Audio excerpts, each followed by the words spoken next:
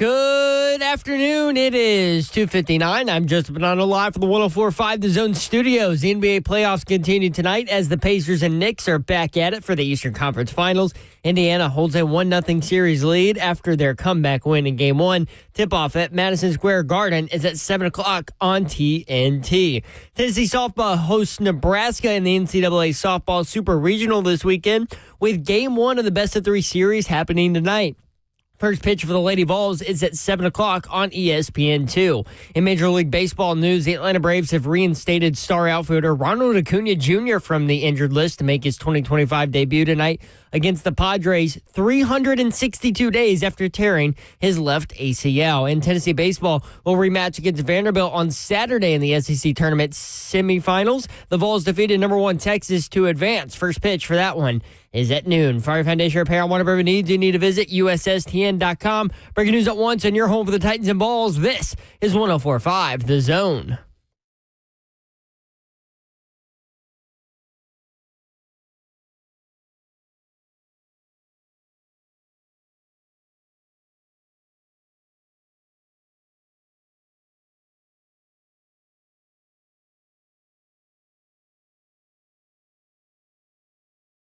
Three to 104.5 The Zone. Brent Doherty with you on a beautiful day in the Music City. Man, Mayor, it's gorgeous out there. You ain't lying. Thank you, Babsy. There she is, y'all, on a Friday afternoon. Gorgeous. Let's go. Happy Friday, people. What do you call it, Slay Dog? Babette. No, Friday. Friday. 3-day weekend. You get a day off from worrying about Tennessee baseball, too. Yeah, Oh, right? There you go. That's a win. Hey, man. Zeph, you want to intro Slay Dog? I'm in the building. I tried to nonchalantly do it like 3 times. I ain't got no road. So yesterday I stayed late to watch the Tennessee baseball game with Zeph and Jackson. So we're sitting in there watching the game. And Tennessee takes the lead 5-4. Keelan with the homer. So then Texas comes up, and my man RV, who was, balls out yesterday. Can I say that? You can, but it's questionable. He was, though. I don't know what else to say. That dude was dealing. 16 outs, 9 strikeouts. He was in the zone. That breaking ball, we kept talking about it. Nasty. Filthy. Mm-hmm. So there's backstory there. But anyway, so he can't throw it to first. It goes into right field. This is what Tennessee does. So the runner goes, he wasn't even leading off this runner. Mm-mm. And he goes all the way to third. They end up tying the game. When he ties the game, Zeph, you know what Zeph says? That's game. Game over. See, I'm glad you. He I'm even left. I'm glad you're telling me all this because there's no way I will watch a game with Zeph. I didn't leave after Ever. that. You left shortly thereafter. I had to get home to get the dinner. What? Honeydew moments. So Tennessee ends up winning. But that was Zeph yesterday. I told Game you guys, over. you don't listen to me You during the called game. during the game twice. I also called that Tennessee was going to win it before the game. I was all over the place. I'm not worried about before the game. I was like a buckshot. You're always all over the place. Exactly. I will say this. Yeah. Hey, man. Boys look good. I'm going to be real big. Continue it. That's one of my questions. That's one of your questions you got today. Did they find their groove? How the Vols got their groove back. Yeah. That's going to be one of them I can't answer to after. Stella found it. Took her a minute. She found it. You can see her working towards it. And you see the Vols working towards it, too. So Tennessee Vandy for the second straight year in the SEC tournament semifinals. That will be tomorrow at noon. High noon. Against Vandy. Vandy's rolling, too. Yep, that pitch, they bullpen. Do you want me to go ahead and start there? Might as well.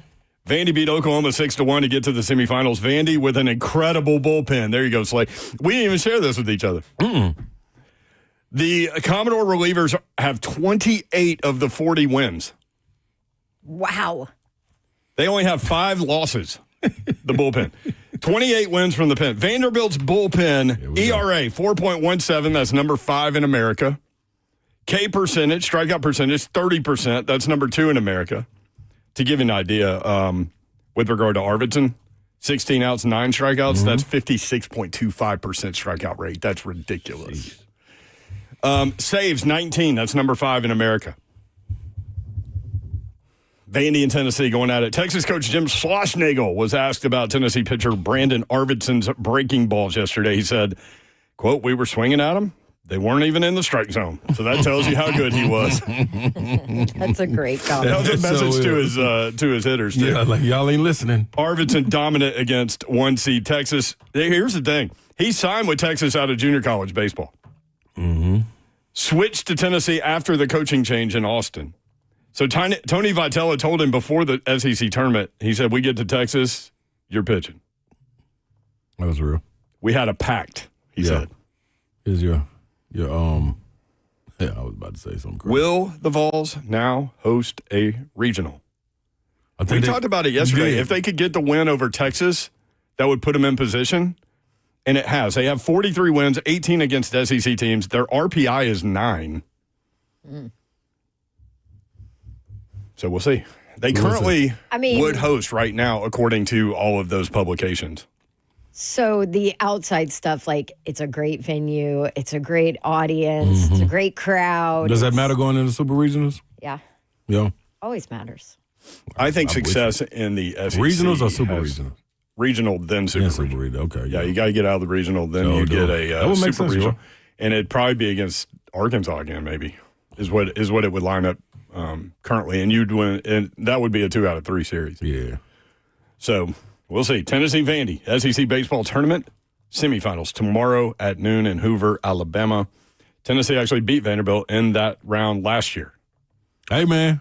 Well, you want to get some get back? Hunter Inslee, when you walked off and they were standing up there on your little mound and Rocky Top and they were talking their talk, and deservedly so. Everybody wanted to fight. They came out of the bullpen. Tony V and Corbin was sitting right there like, these guys are nuts. What are they doing? The two calmest guys right there watching it go down. Now you got an opportunity. So all the puffy chest, like what's the little bird that show his wings when he's trying to mate? Peacock? Peacock. All the peacocking that was going on around there. Well, guess what? This is the opportunity you've been waiting on. You want to get some get back? It's your chance. I feel like I do that in pictures unintentionally. Like, Peacock? Babs just sent a picture of us, and I'm like, man, I'm peacocking. What's that? No, you Deadpool. are not. Deadpool, they talk about peacocking. Yeah. Yeah, so this is it, man. Hey, This is it? I'm with you. Do they still suck, Slay? What you got to say is, you got to say, see, y'all don't say the whole phrase. Do they suck right now? Do they suck right now, Slay? Yorl, I'm going to be all the way 100% honest. They just beat the number 3 team in the country. I know they did, Yorl. I know they did. Would But you like? They've never had a problem winning a game. It's finishing. You don't have to win The series yeah, anymore. no, you don't. Right now, you don't. So right now, they look good. But do they still suck? I'm still on. If it's two sides of the bus, you know, like civil rights movement they had to go to whites and blacks right there. If it sucks and don't suck, I'm still sitting on the suck side. But I am dying for somebody to get up over there on the don't suck side and get off the bus so I can get over there on that You side. just related Tennessee baseball in 2025 to segregation. Yeah. Did. Suck, don't Totally suck. did. I'm trying to get home. I'm trying to get that, man. You said you remember the buzz? Yeah. Yeah, I So- hope they do. Slay. But Tennessee is 3-0 in the SEC tournament semifinals you should under stop, though. Tony Vitello. You should stop. Whatever you tell It's me. just a stat. These are numbers. It's just a- it's a makes me fact. nervous with him. I'm just saying it's a pure fact. Okay. It is what has happened so far. I'm not saying they're going to win tomorrow. I'm saying what has happened in the past. all right, okay, I They're accept undefeated in the semifinals under Tony Vitello in the SEC tournament. Cool. All right. Well, somebody let me know when they get up so I can move. Hey, Zeph, what are you excited about tonight? Lady Vol Oh. softball. Well, yeah, that's going to go on. They're going to beat Nebraska, You hopefully. said Zelf, didn't you? Zeph. Eat my soup. That's super regional, right? That is the super So that's regional. 2 out of 3. So they play tonight, tomorrow, and then Sunday, if necessary, needed, Sunday. yes. Yeah. No, but my favorite baseball player is back in the lineup. Ronald Acuna Jr. returning first time in 362 days after a second ACL tear. He's torn an ACL on both knees now, so we got it out of the way. And now he doesn't have any ACLs. So I'm excited to see him back in Atlanta. He's got his And, jersey on, by I the do way, have his jersey people. on, the Friday I was red. wondering what that Will he Yeah. hit a homer tonight, or should we He's stay plus- out of that? He's plus 330 to hit home run tonight. Yeah. Oh, okay. I don't know if I'd put money on it, but I hope so. I think that would be an electric story if he did.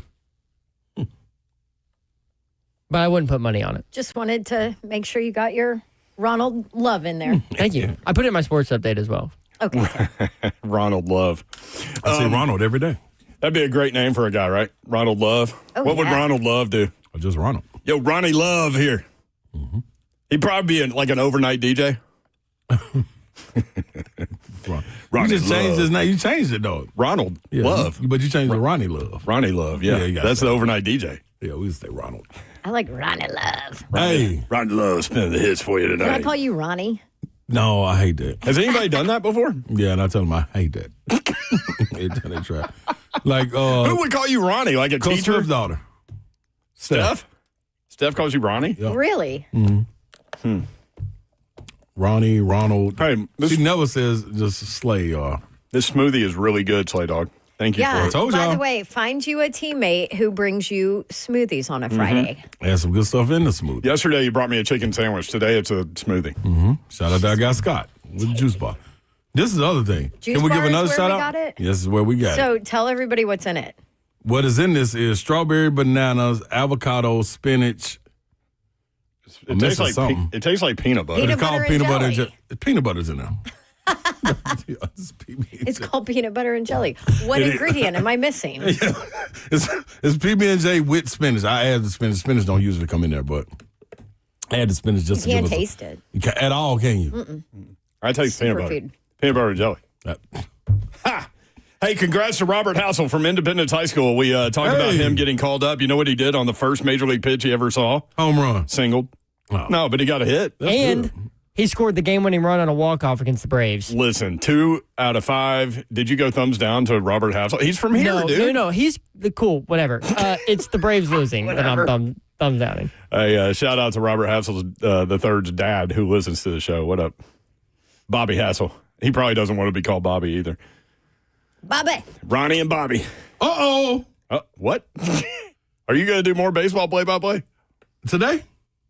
Is that what you're about to do? No, this is better. What do you got? We got our guy, y'all. I have no idea what you're talking about. Me I neither. know. So should I do the shout out or our guy? The message from our guy. Whatever you want to do, man. You're in just hit control of this situation. It's Friday Do over there. something. Yeah. Are you going to return the text first? Yeah. Okay. Would you like Hey, me? dog. What? Would you like me to take a call first? Yeah, go take a call. Okay, let's go to Xavier in Lebanon. Xavier, what's up, man? What's up, guys? How y'all doing today? Good, man. All right, for one, I got a bone to pick with Slay because for the last 3-4 years on Mother's Day, we've been having that sleigh ride for, the money. But this year, it happened to be my birthday fell on Mother's Day, and you ain't even had a sleigh ride this year. So I'm like, what happened today? Did the women get to you? What's going on? Because that was kind of like the Vols defense in baseball right now. We ain't have none this year because you ain't get the sleigh going. And then number 2, I just want to get y'all's input on how y'all feel about this Tennessee baseball because, man, I'm tired of pulling my hairs, but I think they're going to pull this one out. They got a lot of talent. They got 7 of the top 100 players rated in the Major League Baseball draft rankings. How about I that? saw that and I was like, okay, they should be better. They should be better. Well, I mean, now they're playing well, so we'll see. I don't know, Xavier. Sleigh ride. What happened to the sleigh ride? Man, Babsy infiltrated it. No, is that what happened? Yep. Babsy, what are you doing? I just took over. Okay, that's good. Tristan and Brentwood. Tristan, what's up? Hey, thank you for taking my call. Yes, sir. I was wondering, how many SEC teams will make it, and and why are they allowing so many SEC teams instead of Big Ten? Because some of Big Ten has some incredible baseball teams like Illinois, Michigan. Some of their records are How's Arizona State, Tristan? Are they good in baseball? I have no idea. And Big 12 also. Yeah. Okay. Well, there you go. I don't know the answer to that. Other than all year long, it's been 7 of the top 10 teams are SEC teams. So I don't know. SEC is just better right now at baseball. Okay. It just is what it is. Good job, Zeph Talk. Good job, Zephyr. What do you That's- got, That's Slay? the answer. Okay, I got it. Because Mike Wilson's coming up from KnoxNews.com to talk about Tennessee baseball. All right, I just got a message from one of our good buddies of the show. Good buddy. Good buddy. Shout out to the Boom Boom Room, Morgan Freeman for being able to slide through. Also, Al Pacino at every time. But guess who's coming to town? Frank Caliendo. Frank Caliendo is coming to Zanies July 23rd. So y'all need to get on top of it. I don't even think it's out yet, but he did say that's what I was texting. He did say I could announce it. So listen. So now you're breaking Frank Caliendo news. Yes, might as well. The tickets are available on Zanies, so go and get them. July 23rd is going down. July 23rd? July 23rd. He will come in studio. He'll call in before. Yeah. And then he'll come on week of. Wait, are we here? When is SEC Media Day? I think the 10th through the 14th. Yep, you're right. Yep. 14th through the 17th. 18th. Yeah. 17th. Nah, we're just flying. We're good. We'll just send the that's sprinter. great. So, and then you're inducted into the Hall of Fame On the 19th. on the 19th, and then the next week we'll have Caliendo. Come That's on, the man. It don't busiest get July better. we've ever had. It don't get better than this, y'all. I love Man, it. Caliendo will go in the Boom Boom when are we Room. going to go to the beach? We're at Find the some beach time. right now. Mike Wilson coming up. We'll talk Tennessee baseball. Also, some Tennessee basketball as well. VFL and former Titans defensive tackle Albert Haynesworth will be in studio from 4 until 5 o'clock today, and he will go in the Boom Boom Room. Yes, he will. And Caliendo just cracked you up. Caliendo just said, man, in the middle of Tennessee baseball talk, I get the nod. What up, Caliendo? Caliendo is so talented. He's like the most talented guy in America, except he can't do Slay's voice. He can't. Maybe you can now. No, ain't no way. You can't practice this, Babs. You know why? It's because Slay's a self-described Tennessee mutt. That's right. He's I'm got, all over. it's like the country accent Yeah. that you can't pin where it's from. It ain't no way. Caliendo said we asked him after the last time he did the show, and he was like, "Man, I've been thinking about it. I can't figure Slay out." Yeah. What was that, 3 years It's ago? rough. Was it that long ago? It was over that at the long Titan ago. Stadium. Yeah. Nissan Stadium. All right, Mike Wilson coming up. We'll talk Tennessee baseball next. 3HL 104.5 The Zone.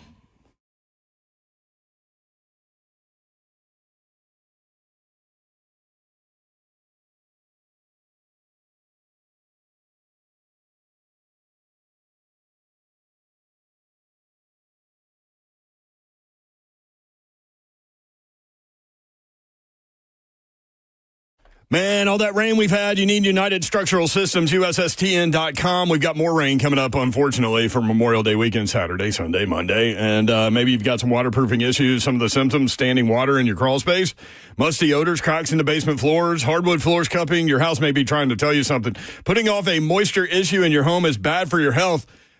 Ice Cube wrote about that, and can lead to more expensive repairs down the road. When USS comes to your house, you are getting problem solvers who provide peace of mind to their customers, the homeowner. You're not going to get someone who is worried about meeting a sales quota or upselling the next big thing, but you will get someone there to educate you and help you understand what's happening with your home. At USS, their only measure of success is how satisfied the homeowner is, not a closing ratio. Speaking of that, more than 30,000 100% satisfied residential customers, USSTN.com. Homeowners trust USS. USS, keeping homes dry and stable. We guarantee our best. Call USS. Serving Middle Tennessee, Southern Kentucky, and Western Kentucky. 615-488-7855. That's 615-488-7855 or USSTN.com. All right, these storms that rolled through. I just talked to a neighbor that whose car was destroyed by the hail that came through our area, and maybe that is you, and you know that it hit your home pretty hard, baseball-sized hail the last couple of weeks here in Middle Tennessee. You might need to call North Point Roofing Systems. They can guide you to protection.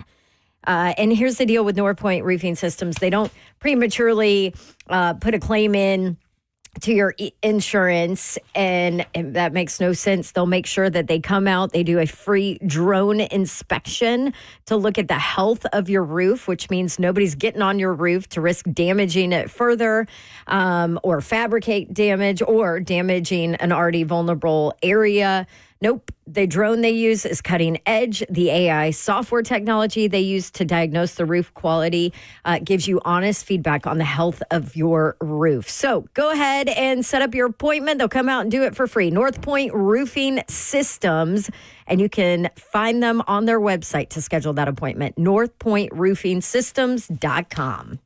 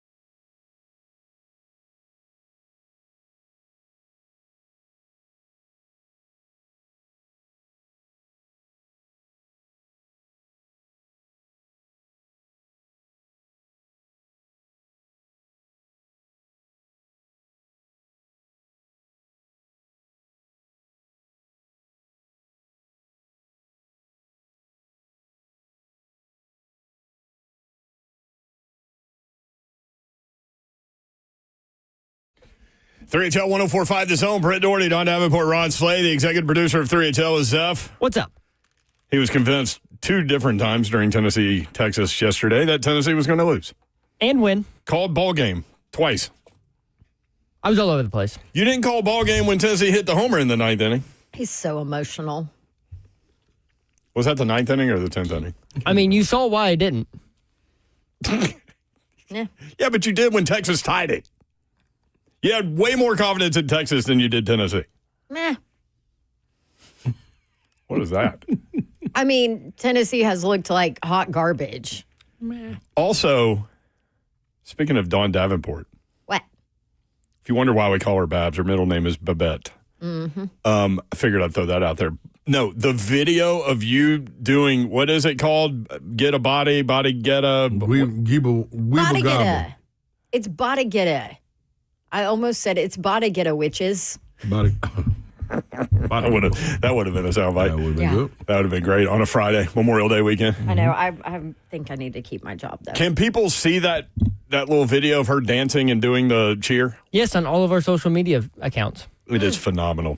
It is absolutely phenomenal. So And my best friend, who also is an Auburn girl, who has done that cheer with me for years, sober and drunk. And her, Fried Babs Fried. yes, her little 9-year-old son was like, what is wrong with her? I'm like, you tell him he has no idea about his Bada weegle. mama from college body getting it. About to get it. You say kicking the blue butt or something at the end of that thing? Kick him in the butt, Big Blue. Hey. I remember that. The part. other funny Slay part knows about the it now. video is Slay and I having no idea what you were doing. Oh, my gosh. We had never heard of that. One cool. And Slay's little one-liners in the background that I didn't notice when we were talking, but then when I saw the video, I was like, Slay. Like, Ebonics. Mike Wilson covers Tennessee baseball, basketball, and football a little bit as well. Joins us now at by Mike Wilson on X, knoxnews.com. I Mike, bet Mike knows it. have you ever heard of that Auburn cheer, Bada Getta? I have definitely not. That is I'm sitting here, I'm scratching my head and trying to figure out what y'all are talking about. So I guess I'm going to have to look something up on the internet after this. You guys are not SEC people if you don't know that cheer. I know we've been bad in football lately, but dang. Mike, you willing Yeah, to take the that's on me. test on That's on me. celebrations and rituals that each SEC team has? Well, so I'm a Big Ten guy. I went to Michigan State. So that was part of the, I guess, draw in some ways to come and cover the SEC with the pageantry, everything being up a little bit. Little yellow hammer, little Rocky Top, little Tom Petty. There's a lot of fun stuff going on down there, but I got no idea what that is. That is definitely the coolest thing that Florida does is the Tom Petty thing. It's That very is, cool. Might be the That is coolest thing in the definitely- SEC, period, honestly. Okay. That is a special, cool thing. Okay, Mike, this is what we're talking about. Bada Getta from Babs. Body key go on 3. Are you ready? Yeah! You say ready. Ready. Ready! 1, 2, 3. Body get it, body get it, body get it, ba. Rah, rah, rah. Sis, boom, ba. Wiggle, wiggle, war damn eagle. Kick him in the butt, Big Blue. Hey! That's giving Texas A&M. That is! Ooh, God. Ooh, no. There's some weird. There's some I can't remember what those guys are called. The white right now, but the cheerleaders or the Yell leaders. yell leader. Yell leader. I would say Oh. praise that. That's Man. giving yell leader. Mike, you're kind of right. I don't like that. Should we really even say anything? I mean, we're half bear, the other half cat. That's was? kind of weird too. No, hell yeah, we supposed to be weird, though. they ain't supposed to be weird. I will say, They're on the if you're plains. not a Tennessee fan, you absolutely are jealous of Rocky Top. Yeah. I Because like it's it. pretty cool. Yep. I like it, Babs. All right. Absolutely. I think so. You hate it, but you kind of are jealous. Mike, has Tennessee found its groove? They're certainly closer to finding their groove than you would have said about any point since probably the Ole Miss series in mid-April. Yeah. I mean, and it's not just that they've won back-to-back SEC games; it's how they did it. They took punches, hit back harder. That hasn't really been a thing this team has done consistently well. And not to mention, they had 20 hits and 15 runs against Alabama, and those were hard hits. A lot of singles, hard hit balls. That was a really special offensive performance from 1 through 9. And then obviously go through the Texas game yesterday. That was remarkably good for Tennessee. I mean, you didn't get great stuff from Liam Doyle. You get no hit by a guy who's thrown 6 innings all year for like 4 innings, and you keep going.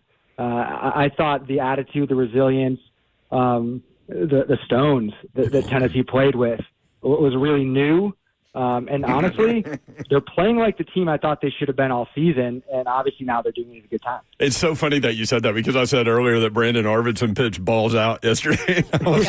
I said, can I say that? And Babs goes, I don't know. So you go Stones, which is great. But, hey, man, how good was that dude? I mean, once committed to Texas, that meant something to him. Yeah, I mean, I used some phrases I don't think I can say on the radio either when talking with other media people about it yesterday. He shoved it, and he walked out there, and I think it's a coach he didn't play for, but coach he redshirted with it at A&M in 23. School he's from very near to. He's from Dripping Springs, near Austin, and school he signed to, and was signed to as of like 9 months ago. I mean, obviously there was some personal there. And he funneled it into easily the best outing he's had this year. And again, I mentioned this is kind of who I thought Tennessee was. That's who I thought Brandon Arvidsson was. I thought he was going to land in the weekend rotation this year. And what he did yesterday is the exact pitcher that I've been waiting to see him be, because that's who he was in the fall a lot of the time. I mean, the stuff is filthy. 6'5", lefty, 95. Breaking balls are gross, coming out from over his head. He's hard to hit, so that was an incredible performance to watch. You know, it's funny. I thought it was going to be his last out, and then they trotted him back out, and he made the error to first. But that last out, the inning before, where I felt like the hitter saw the high fastball, and he was like, I know it's a ball, but I better swing at it because I know what's coming next with 2 strikes. Yeah. I mean, he was throwing everything well. He was throwing everything for strikes, too, which he talked about after the game being a real key. Like earlier in the year, falling behind against hitters. Then you're throwing the fastball more than the breaking ball. Just working from behind there was hard, but he worked ahead in the count yesterday. He overpowered guys with his stuff. He confused them with his stuff. That was, you talk about A.J. Russell's performance against Alabama and then Brandon Arvidsson's against Texas. That raises the ceiling of this team because that changes the profile of the bullpen that, frankly, needed a little bit of an upgrade, and those guys look like they're ready to do it. 5 1/3, 4 hits, 1 run. 9 strikeouts out of 16 outs. That's 56.2% strikeout rate. That's good, right? Yeah. Vanderbilt's bullpen's K percentage is number 2 in America at 30%. So that tells you what 56.25 is. Slade, that's going to be Tennessee's problem. So yeah. Mike Wilson with us, KnoxNews.com. Mike, were you walking into this SEC tournament and thinking, man, maybe they should just rest Liam Doyle, and then in hindsight, after seeing yesterday, were you more on board with that? No, I thought the pitching plan would go pretty much as it has. Okay. Because realistically, Tennessee's playing to host. Yeah. And to host, it seemed like they needed 2 wins to feel pretty good about it. Obviously, with a win against Vanderbilt on Saturday, you probably feel really good about it. But it seemed like, the Alabama win's good for you. Alabama's one of those teams you're competing with for a host spot. Beating Texas maybe pushes you over that edge into where you feel really good. So I thought you did need to throw him. I also thought you want to at least throw him in this tournament to get him kind of on that normal pattern to some extent. So I wasn't surprised. I thought Marcus would go game 1. I thought Liam would go game 2. I assume Teagan's going to go against Vanderbilt. That's not established yet, but that's the pattern they've kind of had. So I would assume that's how it will hold given what's available going into that game tomorrow. What do you think about Liam's performance? Was it him rushing? A lot of people talking about the blister on his hand. Like, what were your thoughts you're walking away with? Yeah, Texas had a couple hard hits, but some of the runs were just manufactured. You look at the first inning, guy gets on, goes to second, tagging up in a ball to deep center. That really only happens at Hoover. And then a single scores him. So that's a run you manufactured. Second run was manufactured as well. And then maybe the hardest hit ball on him all day was that triple down the line that scored 2. Yeah. So he didn't get hit hard. He wasn't sharp. He wasn't as good as he's been. But I don't think I'm worried about it going into the postseason. He's going to have a longer period of rest here before going out and pitching in the regional. So it wasn't too worrisome. He got some work. He gave up some runs, gave up some hits, but it wasn't terrible. by Mike Wilson on X. All right, the obvious question.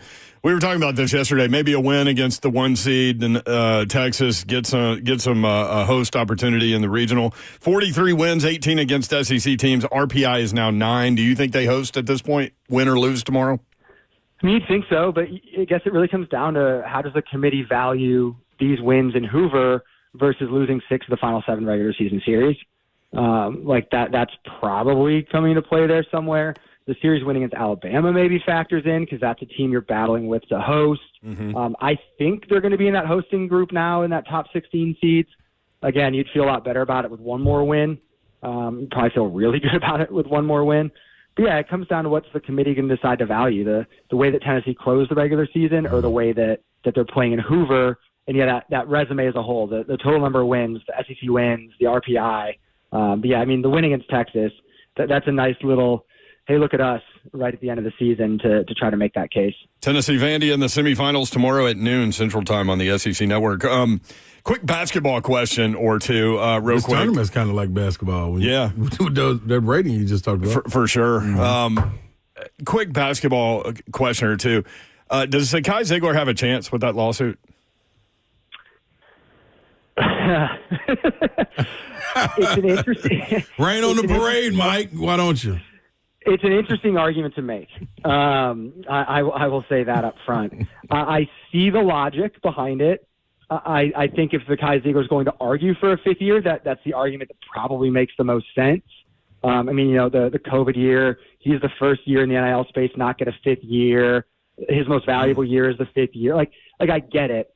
And realistically, what this lawsuit is asking is the NCAA to preemptively give him 5 and 5, which is what they're going to do anyway. Just probably after to happen. Yeah. So he's essentially asking to get that ahead of time. Yeah. So it's an interesting argument. I don't know. I mean, I've covered the Alberto Osuna stuff, and I understood the key points there as well with the JUCO stuff relating to Pavia. That one made a little bit more sense on paper. He got denied. But it seems random to some extent. I mean, the Rutgers football player just got approved. So you don't really know which way these things are going to go because it's decided by a different judge every single time. So there's no consistency in it. So if Zakai gets a favorable situation, maybe it works out for him. But it certainly is an interesting argument to make given that it's essentially attacking the redshirt rule, which has been around for so long. You know, we were talking with Rick Barnes a couple of weeks ago at the Big Orange Caravan event over at Geodis Park here in Nashville, and I came away. We talked about, like, you know, what keeps you going, and I think the way that everything is structured now, where every year you're putting together a different roster, offers a new exciting challenge for a guy like that, and maybe that's. I came away thinking that's what's keeping him going. I'm curious from your perspective, you know, covering that team, putting together a new roster this year, obviously Ament coming in. What do you think about that roster? How good can they be? I mean, it's hard to know because you look at the last 2 seasons, Tennessee did a lot of work in the portal the year they brought in Dalton Connect, Jordan Gainey. So it was a different roster, but you had Zakai, Josiah Jordan-James, Santiago Vescovi. Like, you had that kind of backbone right there. Yep. Then last year as well, you bring in 4 transfers, but you also had Zakai Ziegler and Jemai Mashak. So you had these known commodities down the middle that you were bringing guys in around. You don't really have that anymore. Like, this is completely restructured. On paper, very talented team. I mean, Jacoby Gillespie coming in at point guard, Nate Ament on the wing. You upgraded the front court with Jalen Carey. You went out and got a couple of 2 guards. You bring back your whole front court. On paper, very interesting roster. Built to compete with the way that Florida and Auburn had rosters built last year. And I think that was the mission. I think the mission was to build a roster so big, physical, and versatile that you can match up with teams that you struggled to match up with last year, even though, you know, they beat them, but the matchup wasn't ideal because of Tennessee's lack of depth in the front court. So it's an interesting roster. It's hard to know how all those things are going to fit together this far out just because it is so many moving pieces without those pieces that are returning that you know so much about like you have the past couple of years. There he is. He's Mike Wilson, KnoxNews.com. Good job, Mike. Yeah. Good stuff, man. You know, we'll try, and I'm going to try to learn more of these weird chants that Don is talking about. Well, there's lots of weird things. On the internet machine later. Yeah, there are lots of weird things that come out of her mouth. Bada giggle, bada giggle. That is not it, Slay. I don't know how to spell that. Wiggle bobble. Body getter. Body getter. I got you, Mike. Yeah. I believe you. This is real. Write it down. Body getter. Thank you, Mike. Good job, man. Have a great weekend, brother. Appreciate it. How do you spell it? Boda, B-O-D-A, getter, G-E-T-T-A? Didn't you say all that when you were calling the shortstop miscue yesterday? Body getter? You were calling something. Wiggle wobble, No. body weevil. You did say something. Yo, see, that's listen. When I do doesn't play, know, it just thank comes you. out of his mouth. Bingo, Babs. I couldn't have said it any more simple than that. Like when I'm in play-by-play mode, get out the way. Like it ain't. Boom, get out the way. I ain't got no rewind button. That's what I ain't got a rewind button. I ain't got a replay button. You I got just a lot, go. You got a lot of buttons, but yeah, It ain't none of them. a lot going on here. Hey man, What? What? can we give a shout out? You want to do it now or when we come back? We can do it when we come back. You okay over there? Oh yeah. How'd your MRI go today? It went good. But forget that. Shout out to Kellum Stem Cell, too. When I'm going to read about them. This ain't 312. 412. I'll tell y'all all about it. Okay, sounds good. From Trey Wallace yesterday, Tennessee AD Danny White, Chancellor Donde Plowman made it clear that they think the only way to fix the current problems in college athletics is to have collective bargaining with athletes. Somebody actually brought that up and said that very thing on Tuesday on 3HL. Also, remember, Shannon Terry said that about 3 years ago at an event that we were at about collective bargaining agreement. But you'll hear what was said on Tuesday and who said it before all this yesterday. 3HL 104.5 The Zone.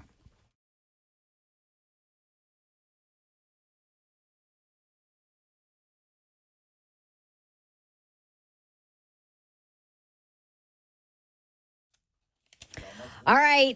You guys have heard me talk about Zen Sports. Well, guess what? The new, updated, and awesome app, VIP Play app, is ready to go. And you're going to absolutely love it. So go ahead, go in your phone, download it, and go claim your VIP Play welcome bonus. When you make your first bet of $5 or more, you get $100 in bonus bets instantly. Make sure you use my code to be able to get it, and that is DAWNTN, DAWNTN. And boom, there you go. That's your VIP Play welcome bonus. So they have new and more convenient deposits and withdrawal methods, and they are upgrading features to make the betting experience on VIP Play a great one. They have VIP Players Club sweepstakes where every single bet you make on VIP Play gets you entries into the sweepstakes. 1 entry per bet, 1 entry per dollar bet, and then 10 times your entries on parlays and same game parlays. So check out the brand new VIP Play app where everyone gets treated like a VIP. Gambling problem? Call 1-800-889-9789. Got to be 21 and older and located in Tennessee to bet.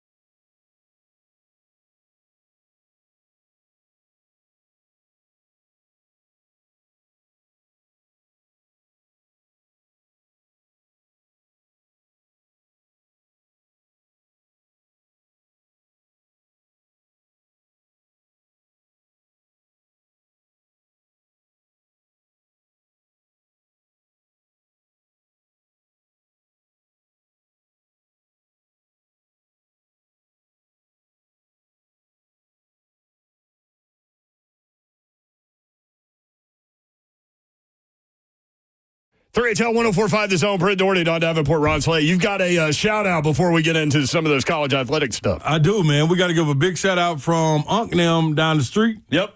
Our good people over at Premier Radiology, Trent and Christina, plenty of love for them, getting me in and out of there, getting that little MRI taken care of, and boom, getting me right out the door. What's up? They did leave a message for Babsy. They love Babsy. Mm-hmm. I forgot what the message is, but yeah. So, hey, Babsy, we love you. Yeah. Something like that. Yep. Christina really loves you. They're so. awesome. Mm-hmm. Hi, Christina. Yeah, they came to Christina's husband came to our remote with their son 2 years ago when we was at scoreboard. She showed me the picture. Nice. I autographed the ball that day. Okay. And it was him. He's getting ready to go in his senior year, so shout out to them. What up, Trent? Trent said he's in the building. I was like, yeah, it's my type of guy right You now. can in the building. Trying watch to get that knee fixed. Yes. the show live, YouTube, Facebook Live, Twitter, and Twitch. Twitch, please. So what did you do today? You got MRI? MRI. How did that go? I don't know. We're good, I guess. I mean, you don't know till it's done. Yeah, I know, but I've never had an MRI, so I don't know. They you send it to your haven't? doctor, and they got to call it back. It's a lot of noise. But do you go into like a machine and like if you like claustrophobic people can't do it? Is it one of those it's things? tough. It'll be tough for you. I only had to go waist down though, just because it was my knee. But like I've had it with my shoulder and everything. They had to stick me all the way in the tube. And Can you like listen to music or something? Some you can. Some they just give you the noise cancellation headphones. I had the noise cancellation headphones. Yeah. Because it's super loud. Super loud. But I told Trent, man, dude, you can keep me in here about 20 more minutes. When You're he was about to pulling fall me asleep? I was there. You were right there. I was, man, like Slay on a plane. Yeah, what you got? What you got? Sleep, then you got REM sleep or something? Yeah. I was about to go in the REM. Yeah. So I was asleep, about to go in the REM. Man, REM looked so nice. I've got one of those Aura rings, and for that reason, the sleep patterns and stuff like that. But yeah, it's interesting to see like your REM sleep. I want to get one. And your deep sleep. That's the next level. Well, that's where I'd be at. That's what you were at on the plane that time. I was out. That's what you said. I was. Drew. Oh no, that was Pat. No, that's another level. That's deep fried.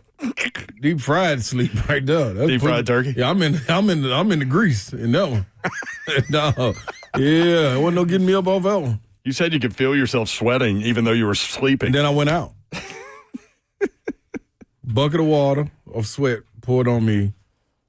Me wondering where I am. Next thing I know, we was landing and my shirt was soaked and wet. It was crazy. From sleeping? From being fried and getting on the plane.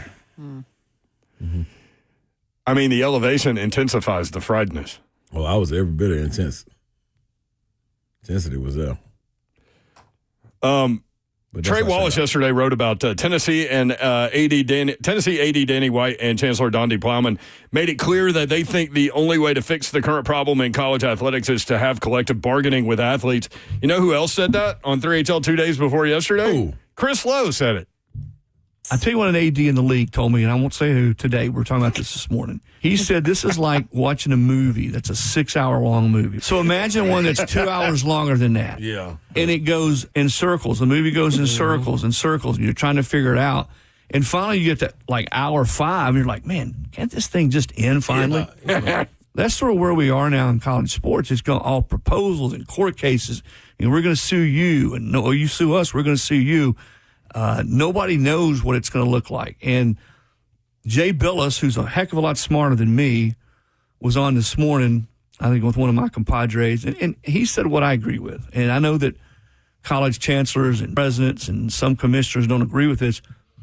I think if we're ever going to completely sort this out, we've got to get to a point where we collectively bargain. Mm-hmm. Athletes, payment models. I just don't see any other way. Yeah, they become employees. I understand that. Contracts, all those things come into play. There will be unintended consequences if we do that. But until that point, I think we're going to be sitting what we're doing right now in this room, and we'll be talking in circles. Yeah. Yep. And everyone's suing and countersuing, and, well, you can't do that. We're going to sue states, trying to supersede what the NCAA is going to. Will the NCAA even be an entity 2 years from now? They have zero power. Not zero, but very little. Limited. How about that? That was Chris Lowe on Tuesday. And AD, I won't tell you. I'm telling you, man, when Chris Lowe is on the show, you need to listen to him. Yeah, he always dropping gems, not nuggets. And you don't notice. It's not like, you're standing in the street and a truck is coming at you at 80 miles an hour. It's more like you're on the sidewalk and there goes like a little scooter and you barely notice it, but it was an important scooter. Mm-hmm. It was a important person on the scooter. Yeah. Yep. He says things that just kind of fly by you sometimes. No, Logan will let you know.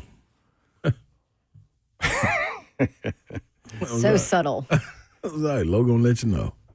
Low will let you know. He should wear that like on a T-shirt. That should be on his email signature. Y'all want to know how many emails I have right now? How many? This always drives Babs crazy. Why do you not check your emails?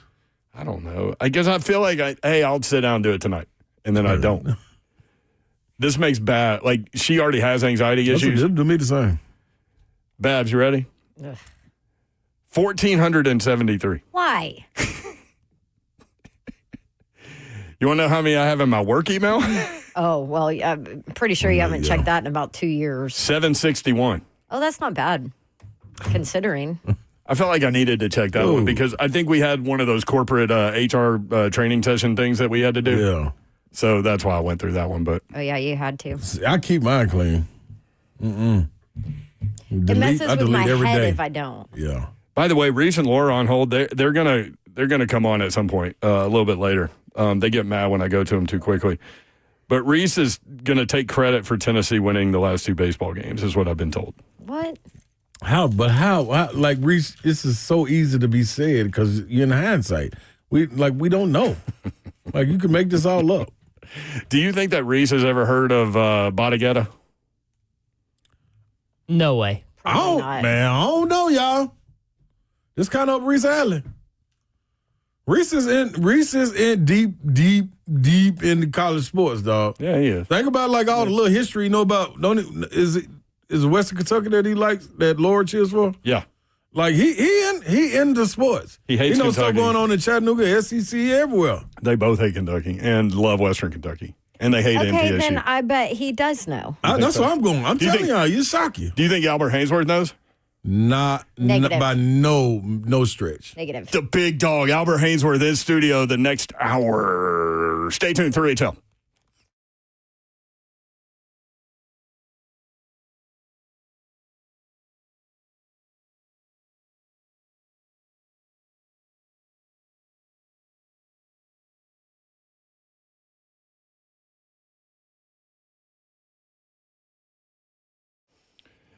Gupta Dodge Chrysler Jeep Ram. That's where you need to go to get that next new vehicle, whether you're looking for a car, truck, SUV, or Jeep, new or pre-owned. My guys at Gupta Dodge Chrysler Jeep Ram have you covered. Just get on up there and get it done this weekend. Now is the time. They've got all kinds of deals going on. You can find all of those things out online at GuptonMotors.com.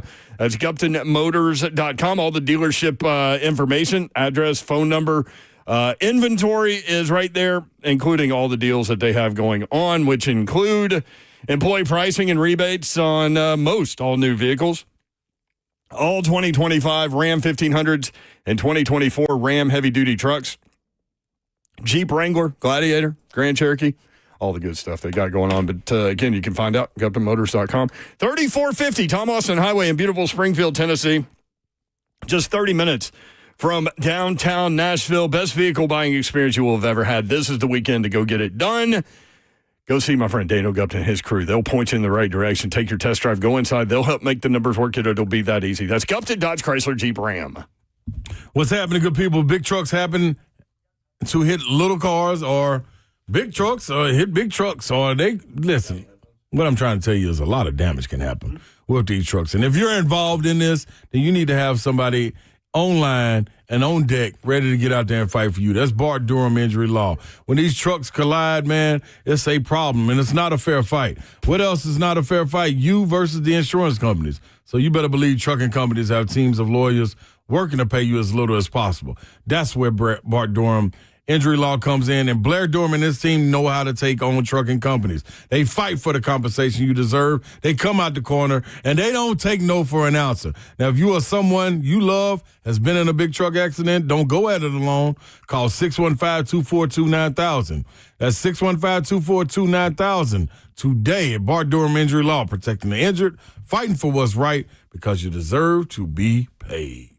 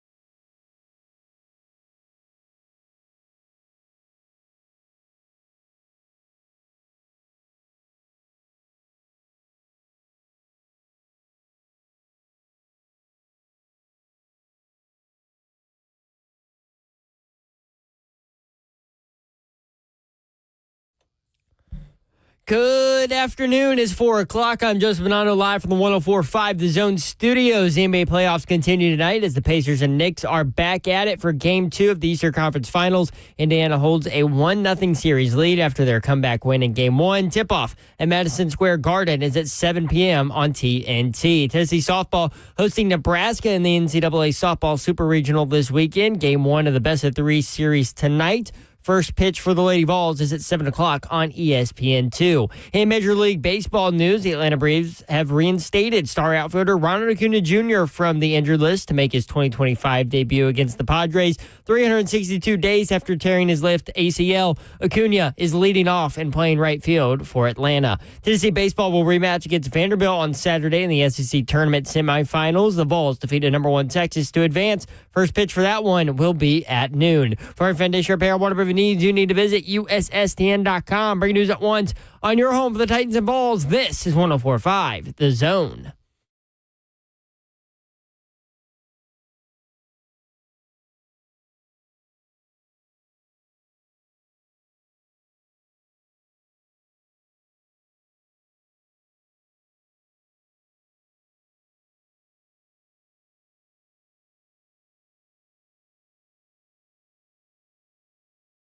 Channel 104.5 The Zone. Brent Doherty with you on a beautiful day in the Music City. Hope you're having a great Friday. Memorial Day weekend is here. And look, man, it's supposed to rain Saturday, Sunday, Monday, but it ain't raining right now.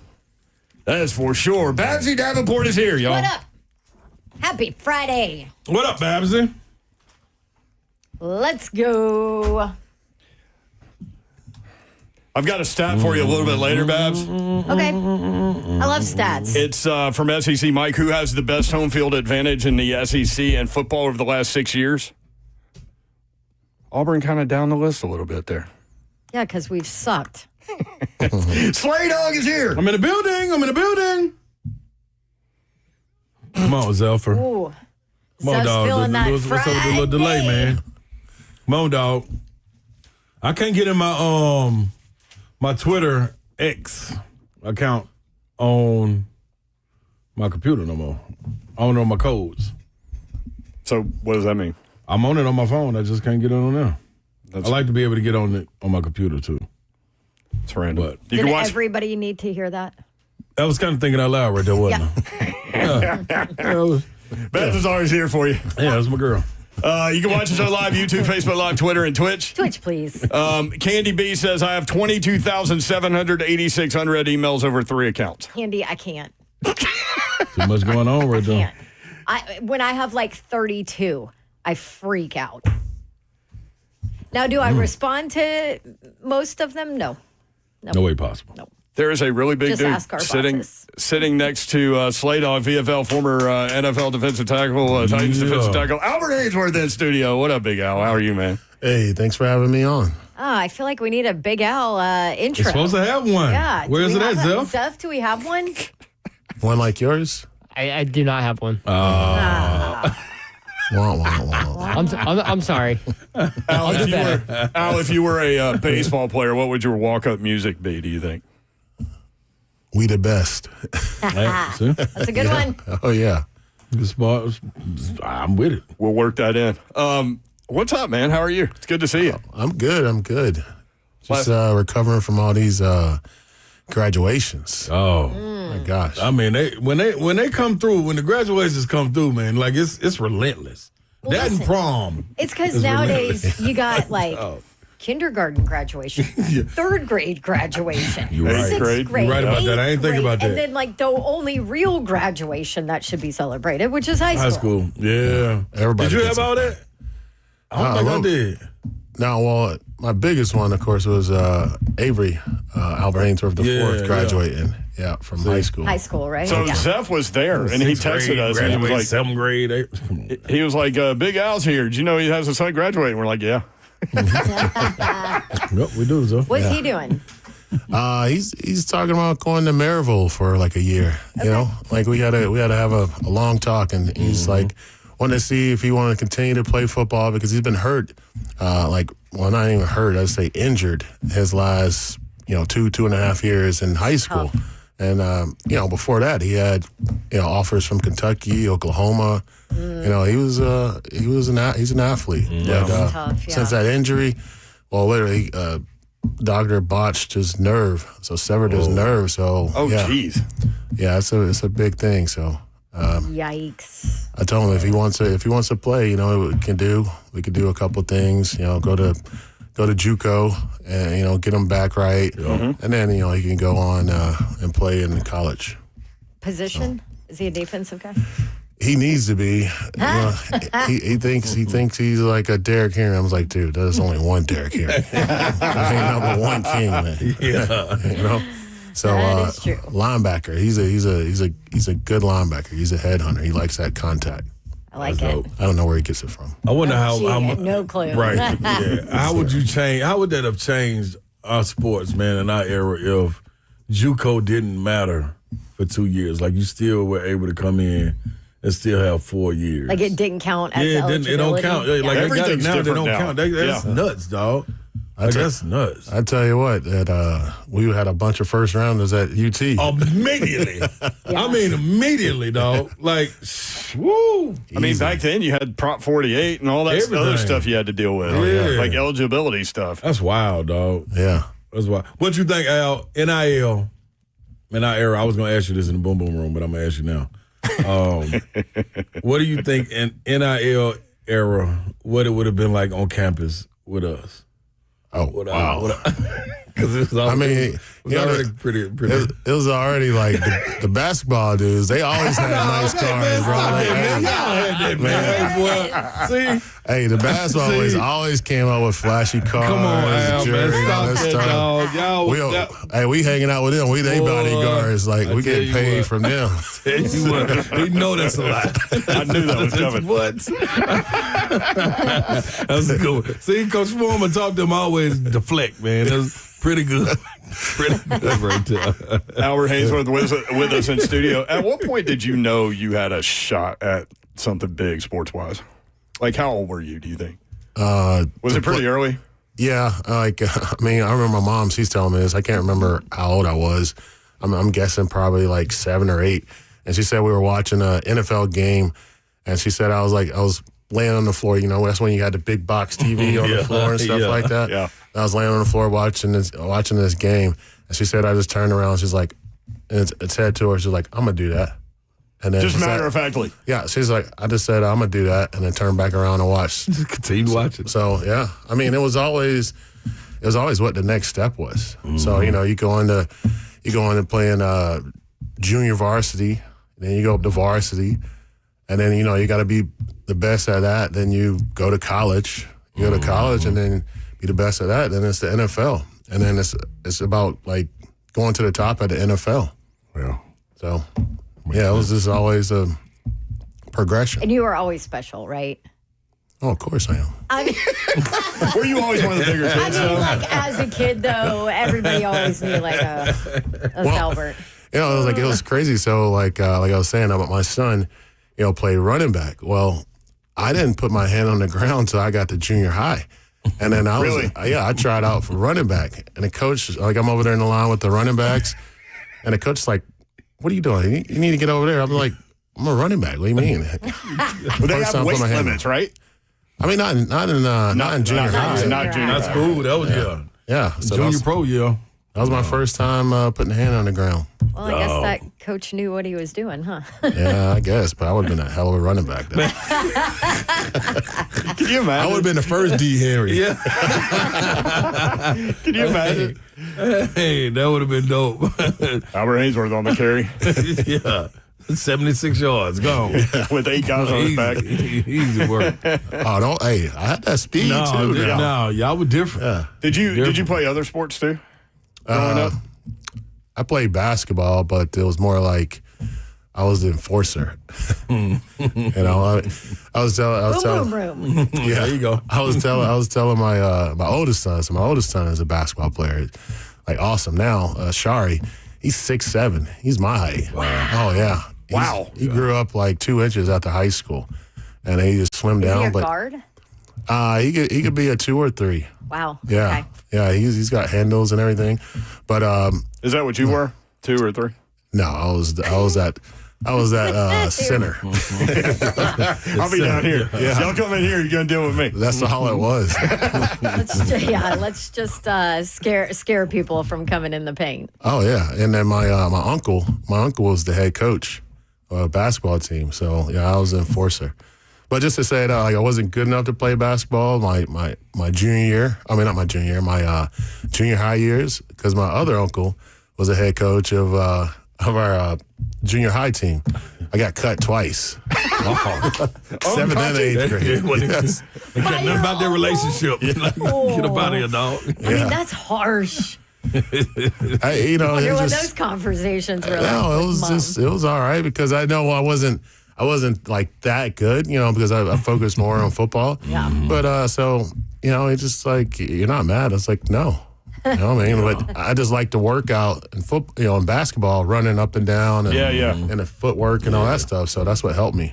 Yeah. Is there a memory in like high school football wise that sticks out to you? I mean, where were you in Hartsville? Yeah, South Carolina. Yeah, in my junior year, it was some great times. We went all the way to the state championship, lost by 1 point. Oh, geez. Yeah, we were down 28-0 at halftime, and came back 27-28. And I was a tight end as well, and I was supposed to get the ball. Quarterback got sacked. Oh no, going for two. Yeah, and the win. Yeah. Oh Lord. Yeah. Slay played wide receiver a little bit in high school too. Did, man. He led the state in receiving for 3 weeks. Mm-hmm. Oh, but he didn't like the contact. Yeah, it wasn't needed for me. Big John and Santonio, Buck, all them guys. Like, why I need to be in that contact with people? Right. Well, how about that team? That's like my older son. Like I should have stepped in and like been more forceful with the coach. Yeah. Like, no, he's a guy that he has hands. He's very hand-eye coordinated. But they wanted to play because I was playing at the time, still playing, and they were putting him at like DN and stuff like that. Wow. Yeah, he didn't like that. Yeah. See, just because that's a good thing about sports now. Yeah, like it's a lot of times like you're able to not get put in that box. I know basketball, you see a guy come in his size, put him under the goal. No, dog, like what? That's not where the game is. Like, let's see what his handle's like. Maybe he has a special knack for being able to pass. We need him. Like it's. I'm with you on that. Yeah. See, Babsy wanted me inside because I'm tall. Big. That's right. Like, no. Slay's high school team: Buck Fitzgerald, John Henderson, Slay, Santonio Beard. It's ridiculous. Big Reggie Ridley. Reggie Ridley too. Yeah. We had a good little team. And a great coach too. Yes, absolutely. Still a legend. Yes, he is. Incredible legend. Still roaming the streets. Albert Haynesworth in studio with us. Boom Boom Room next? Absolutely. Let's do it. All right, Big Al in the Boom Boom Room next. 3HL 104.5 The Zone.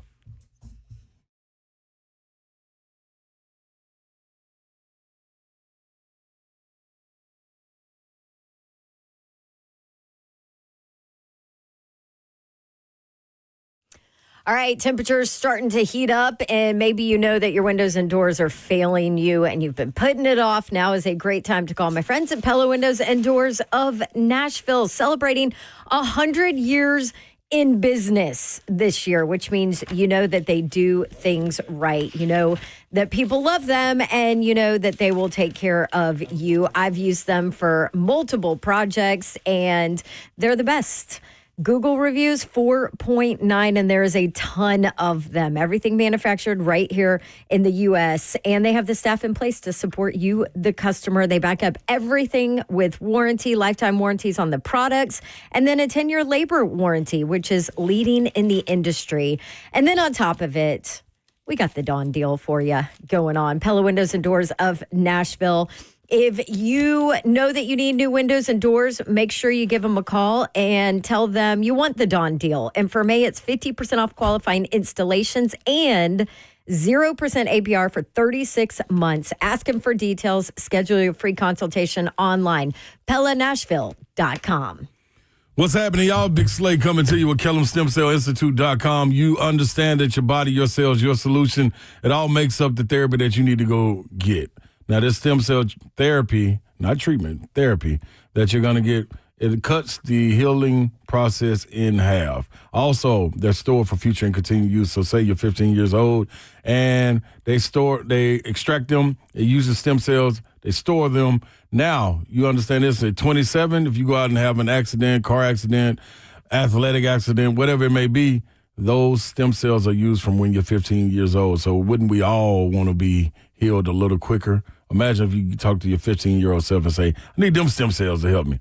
it could do that. Congestive heart failure, lung issues, autism, arthritis, all can be done. Y'all know my knee was hurting. I went in there Tuesday, got me a hit of this, my secret sauce, and came back, and today is Friday.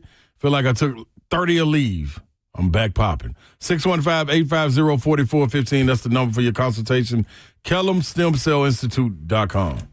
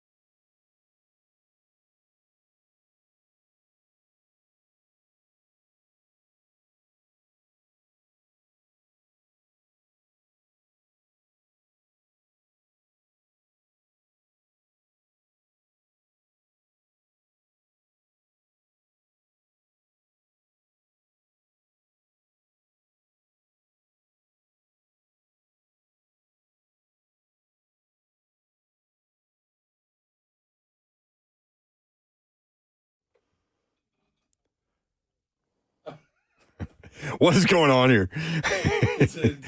Hang on. Dog, this right here, is this pretty song. hardcore. No, this ain't Big Al's walk-up song though. He said he'd have it ready next segment. But dog, this is what we had on our highlight tape.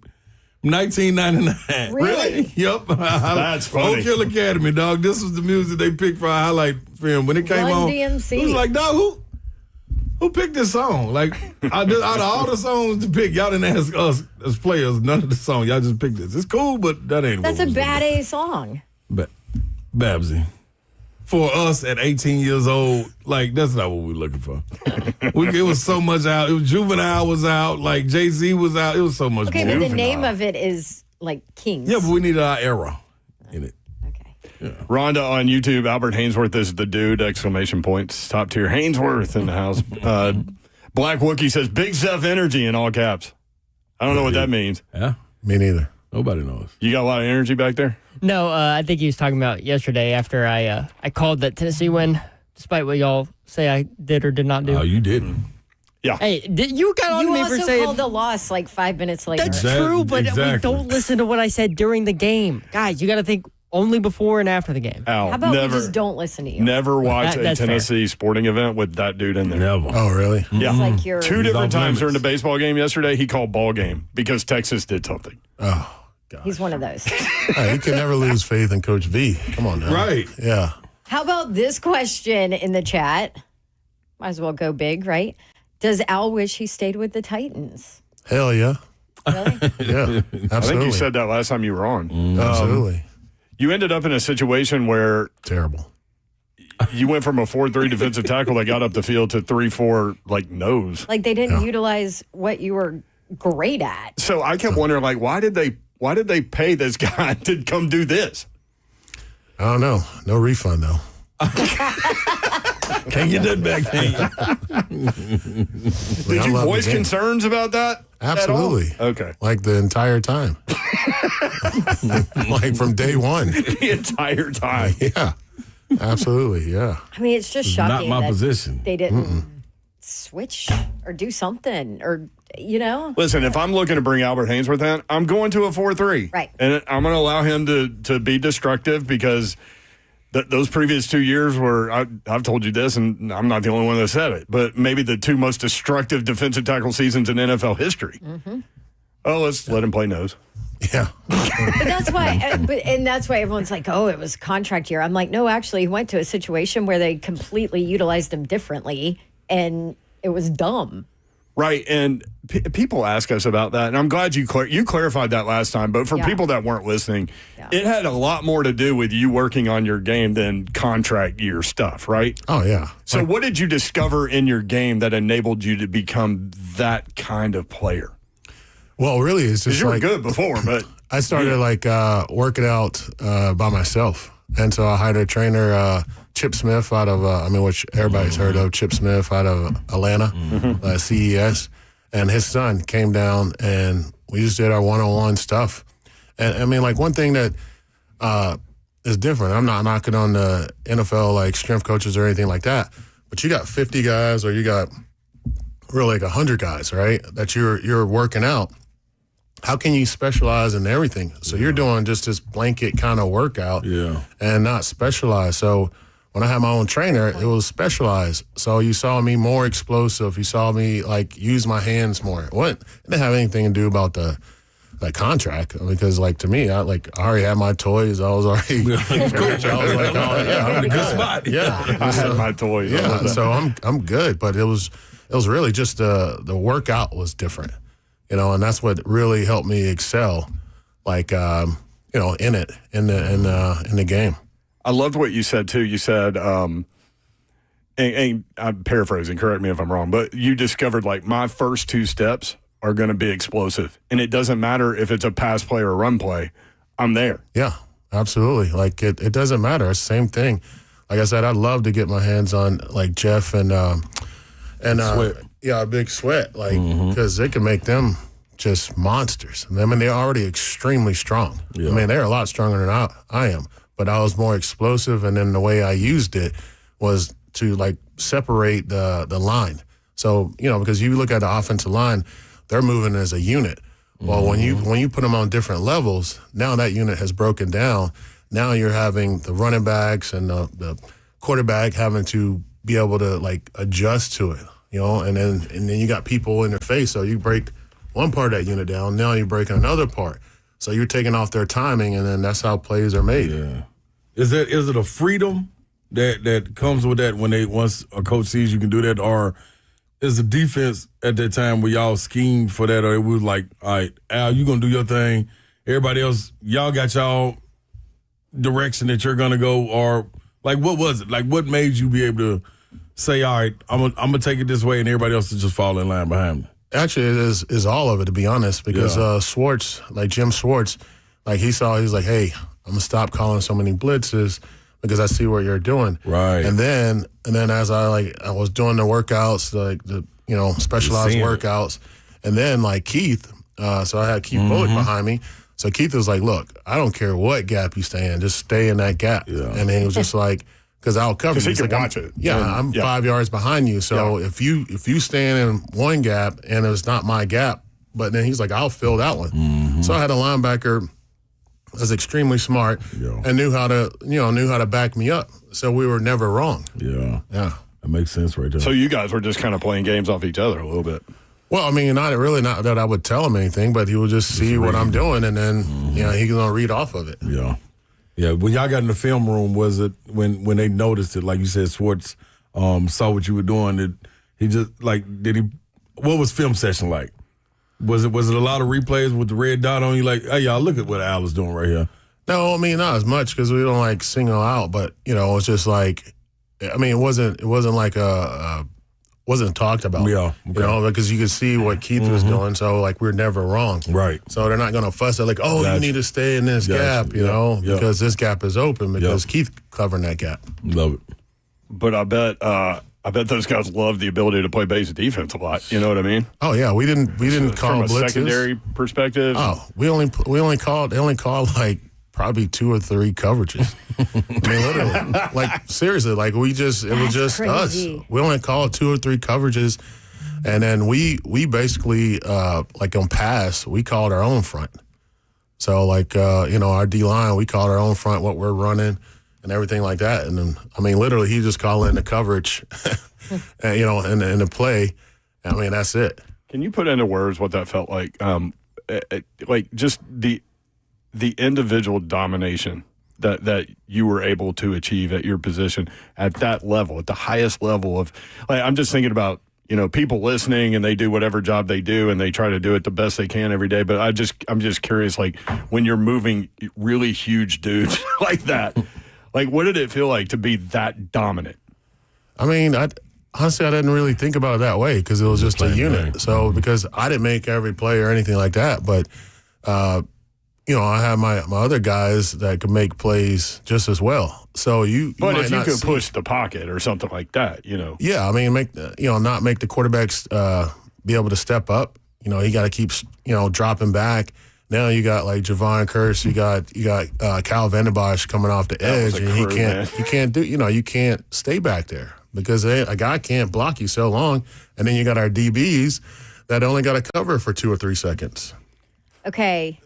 That was an incredible group, man. It was. Let me just point out. What do you call it, slave mob? Yes, a mob. The Titans right now don't have that. They don't have the KVBs, the bullies, and linebacker. They don't have that right now. Yeah. I mean, they do. They have a lot of talent, but it's just more about they're like coaching them almost too much. Like those guys, like you can see that. Oh yeah, you can see like why do you have Jeff Simmons going sideways?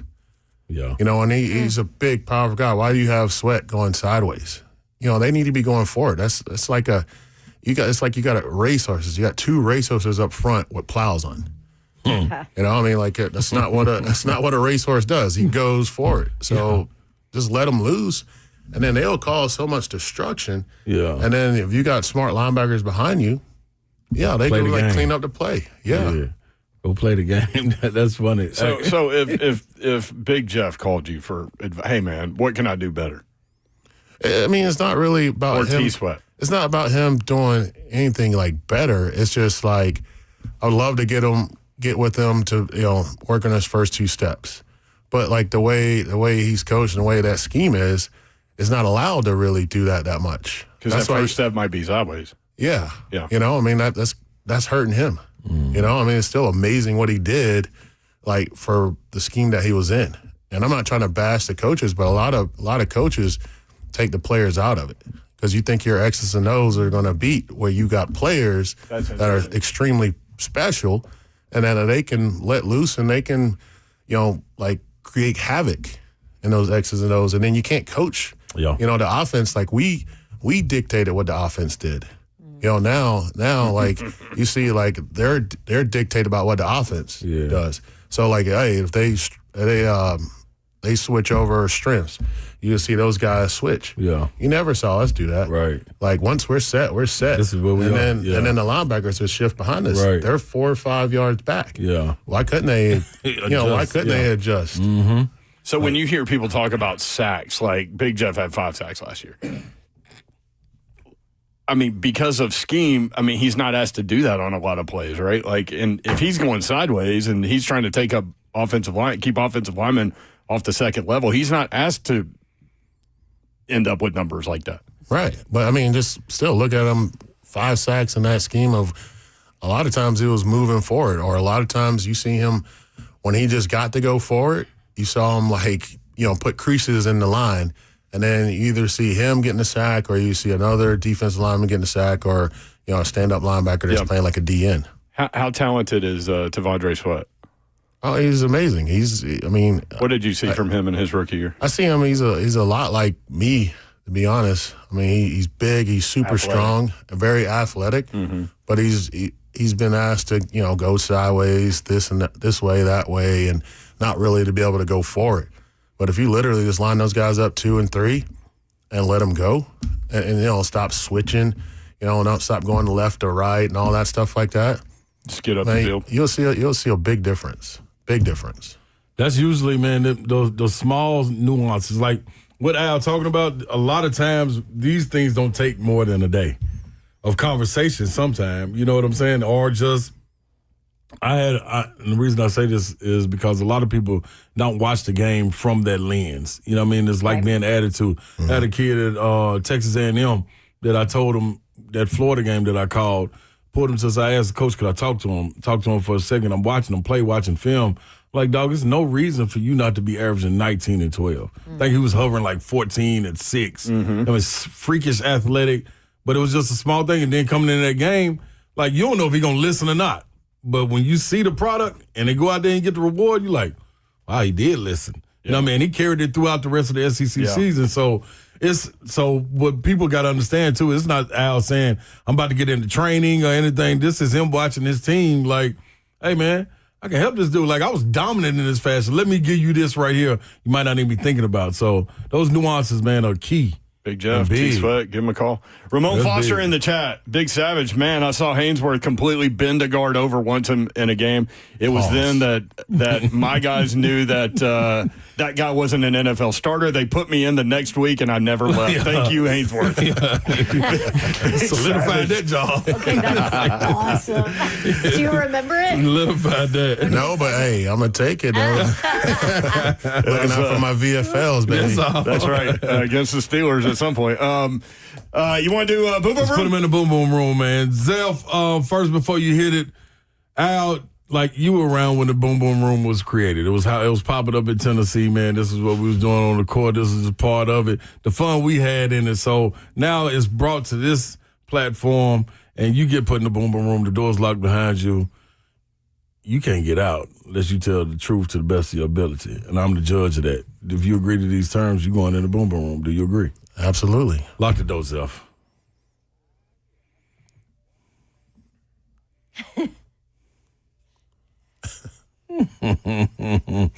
All right.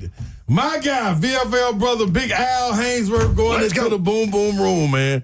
Doors locked behind us. Let's get it on. All right, Al, first and foremost, man, give me a pet peeve of yours that just irritates the hell out of you, that people do or it could be you driving on the interstate. It's something they doing in the car. Like, what's a pet peeve that you see kind of daily that's like, I wish they'd stop? For Babs, it's people driving in the left lane. Mm-hmm. Oh, yeah. Drives me That's definitely one. I mean, heck, there's so many, but It's so many. yeah, there's so many, but that's definitely one. And then they look at you sideways when you pass them. Like you did something. Yeah. Yeah.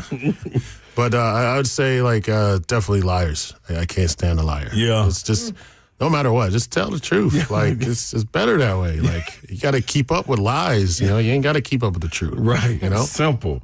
All right. If you're a superhero, what superhero would you be and why?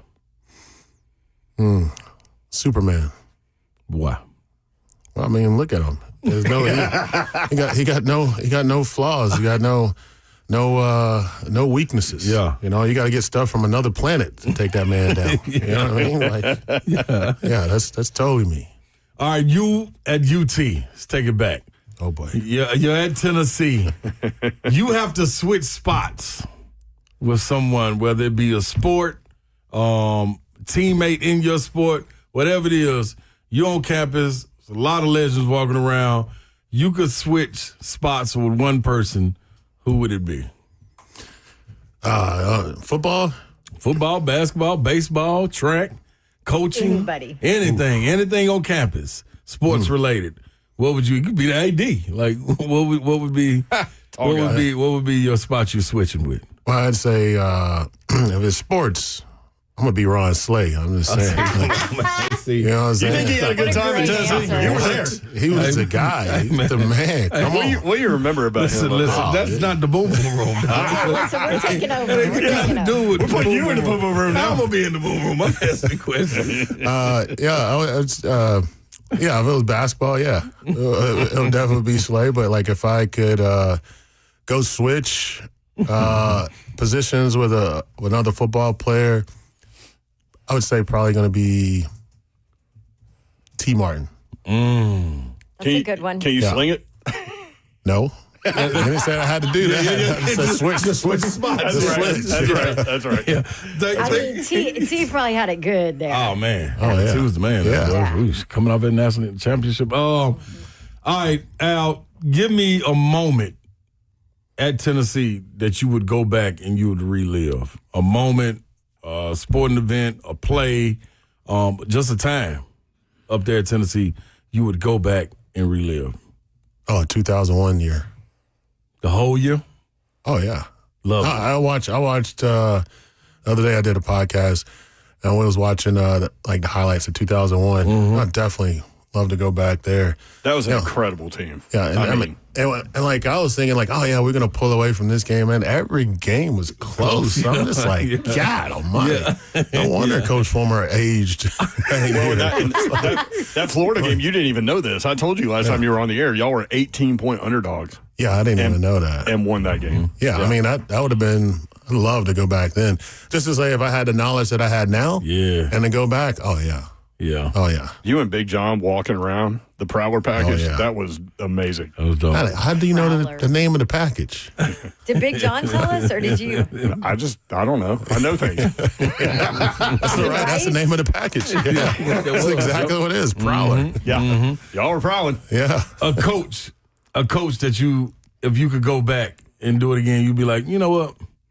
I probably would have listened to Coach Brooks a little bit more or something, or Condridge, the way he was being a consultant in a sense for the team. Who was somebody you go back and let me get one more conversation and do it over? I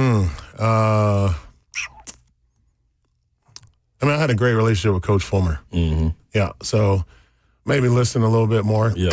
I mean, he always took care of me. He was always that father figure, even to this day. Right. Still, every Father's Day is right.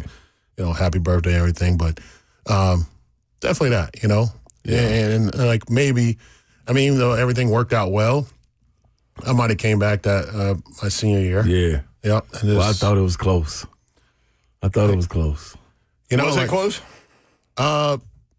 Honestly, it was. I didn't think you were going that high though. I thought I was going higher. I'm thinking top 10, but I'm like, God, like that was y'all D tackles off the same team, though. That don't happen. That's crazy. Yeah. That don't happen. I would definitely would have did maybe come back, but like I don't know if I told Coach Fulmer. It was Coach Fulmer, it was Coach Brooks, and it was Chief in a meeting. John Chavis. Yep. Yes. So they brought me to a meeting, and then I'm like, man, I didn't do anything. Like, what happened? We're at the bowl game, right? Yeah. And so, like, I guess I like did the NFL grade, like deal. And so they brought me in, and they were like, well, just because they said you can go as high as the first round, that don't mean you're going to go in the first round. And so they started kind of putting the NFL thing in my head. And I was just like, huh. I mean, like, for them to sit down with them and this it's big got to be real. Yeah, I was just like, whoa, it didn't really cross my mind. Yeah. Until like, and then after the game, and this was like, this is a dumb decision about a 20-year-old. So my brother is driving my truck, and we're going back home to South Carolina. It starts snowing, which it never snows in South Carolina. Yeah. And my brother wrecked my excursion. Green one, I remember. Yeah, and from there I was like, you know what? I didn't say it like this, but I was like, I'm coming out. Yeah. So like, So you don't have to worry about anything like that. Yeah, so I was just like, yeah, he ain't driving my car anymore. He didn't either. Dude, golly. So what did you go? What pick did you go? 15. With 15. See, I'm thinking. Where did Big John go? I don't remember. 9. 9. Yeah. See, and you go to rival teams, which is they both should have been in the top 10. Wasn't no ifs, ands, or buts. Yep. Like it's no ifs, ands, or buts about that. Last one for me, Titans. That year, those years that you were with the Titans, what's something that you would go back and you would want to relive with that? And like, man, we could change this, and man, we right there. It would have been like probably starting off early with my own trainer. Yeah, because like then it would have been more explosive. Yeah, because I mean those teams. My 7 years here, like, I would say like honestly, we should have at least been in 3 Super Bowls, at least. Dang. You know, we had you think like my first year, rookie year, we went to the AFC Championship. You know, I'm just like, oh man, okay, this is like how it easy. works. Yeah. Closest I ever got to that thing ever again is getting to the Super Bowl. It's my freshman year. So it would have been like going out and doing my own like training. And so like I could, like I said, I can go back and be that, and then we definitely would have been up there. Zeph, let him out the boom boom room. I like it. This could go. First of all, this could go long and long. Oh yeah. This could go. Yeah. Hoorah. All right, more with Albert Haynesworth in studio next. 3HL 104.5 The Zone.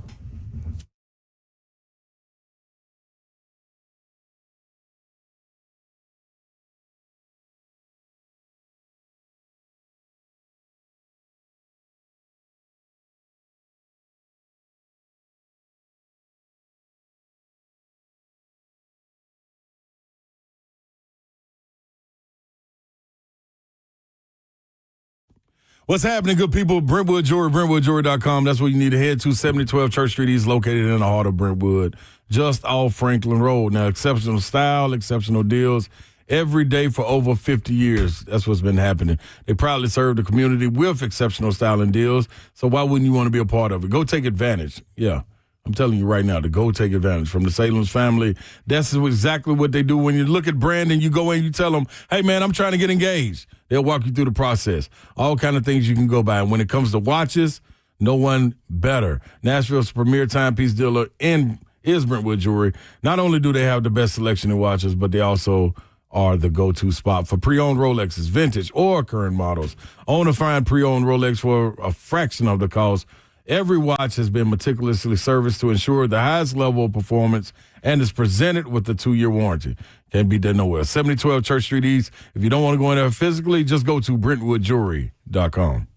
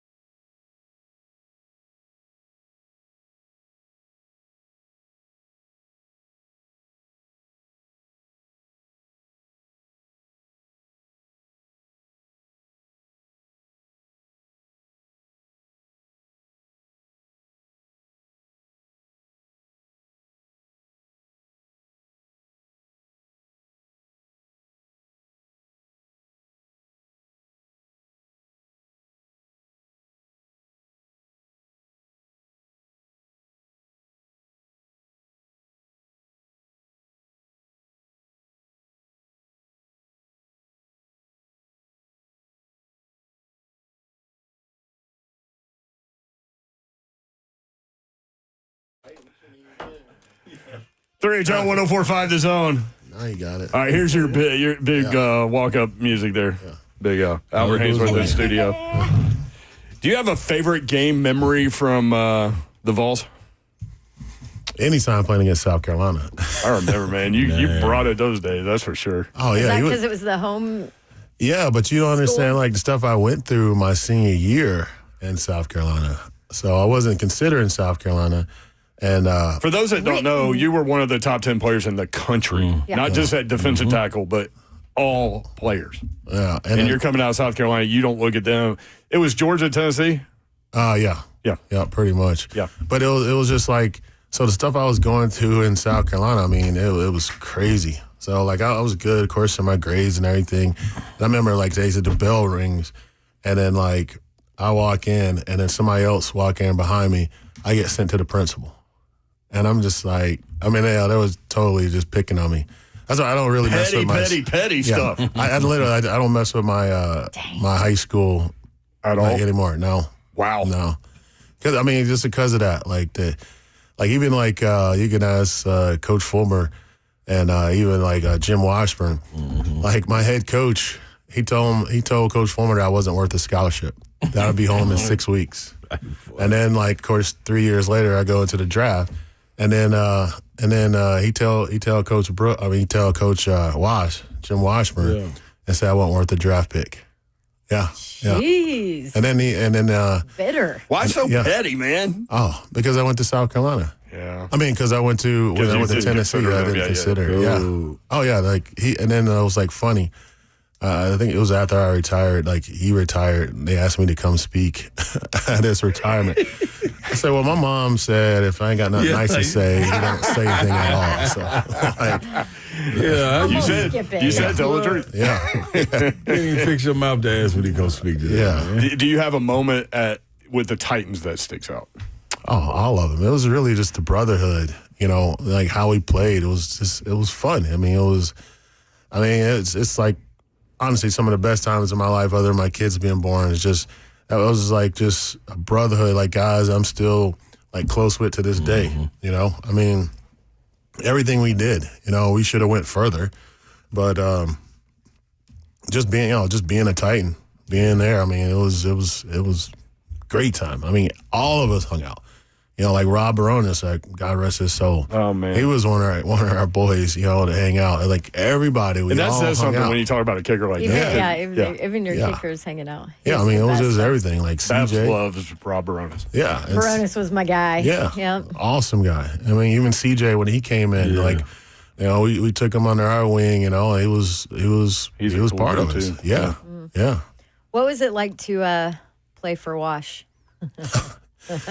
It was wild at the beginning, and then like I knew like his stories and stuff, being there so long, and then I just remember this one thing. So we had our young guys, and it was probably like my sixth year, and Wash got these things. I can't really say it here on the air. Right. But him and Schwartzy, man. He said, him and Schwartzy. For those that don't know, defensive line coach with the Titans for a number of years and had a lot of weird toys and drills and all. Phenomenal coaching mind. Incredible. The best. And Schwartzy, right?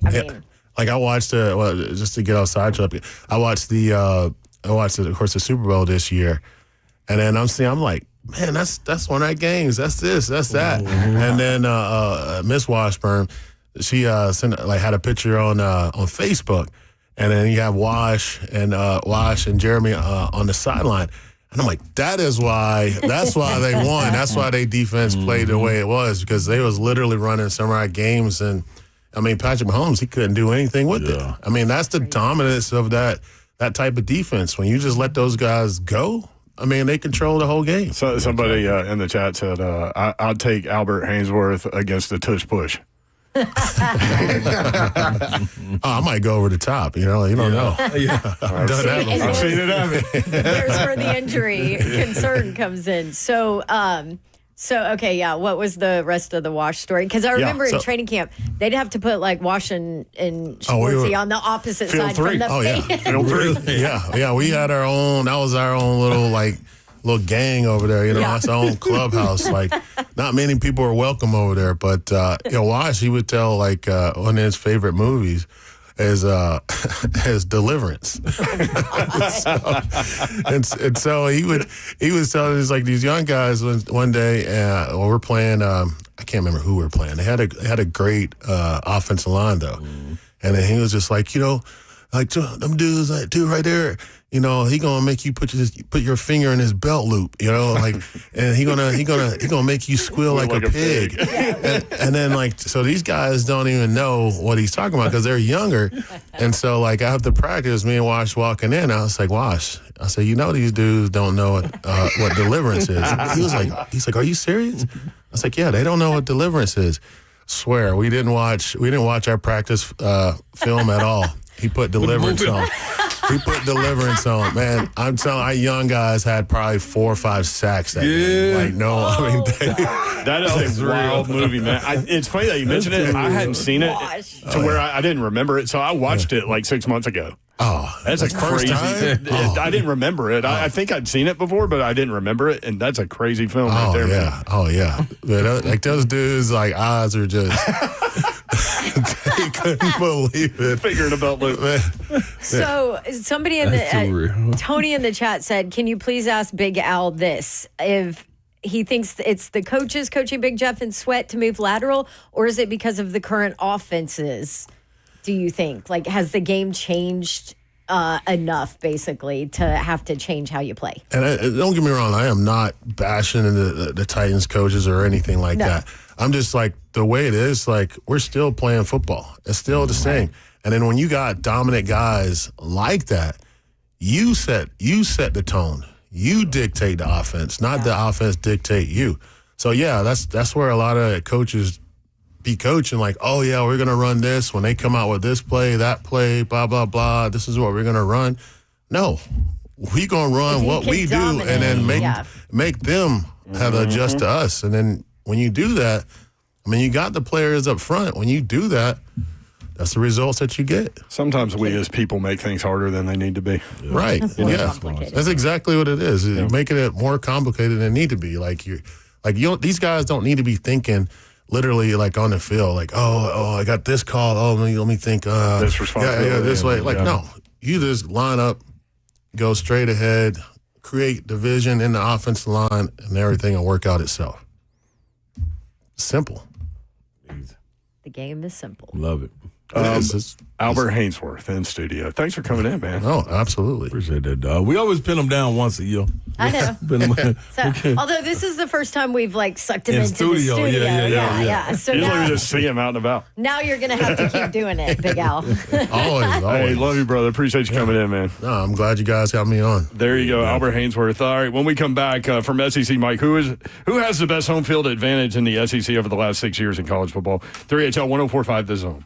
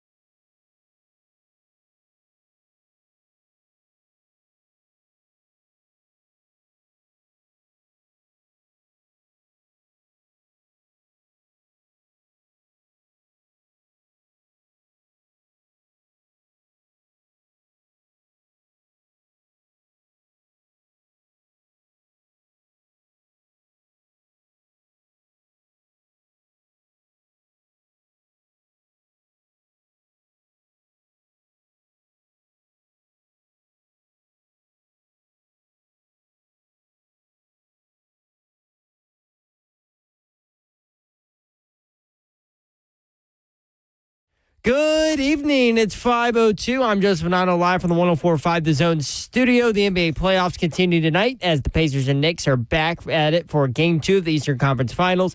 Indiana holds a 1-0 series lead after their comeback win in Game 1. Tip-off at Madison Square Garden is at 7 o'clock on TNT. Tennessee softball hosts Nebraska in the NCAA Softball Super Regional this weekend with Game 1 of the best-of-3 series tonight. First pitch for the Lady Vols is at 7 on ESPN2. In Major League Baseball news, the Braves have reinstated star outfielder Ronald Acuna Jr. from the injured list to make his 2025 debut tonight against the Padres. 362 days after tearing his left ACL, he's leading off and playing right field. Tennessee baseball will rematch against Vanderbilt on Saturday in the SEC tournament semifinals. The Vols defeated number 1 Texas to advance. First pitch is at noon. For our foundation repair and waterproofing needs, you need to visit USSTN.com. Breaking news at once on your home for the Titans and Vols. This is 104.5 The Zone.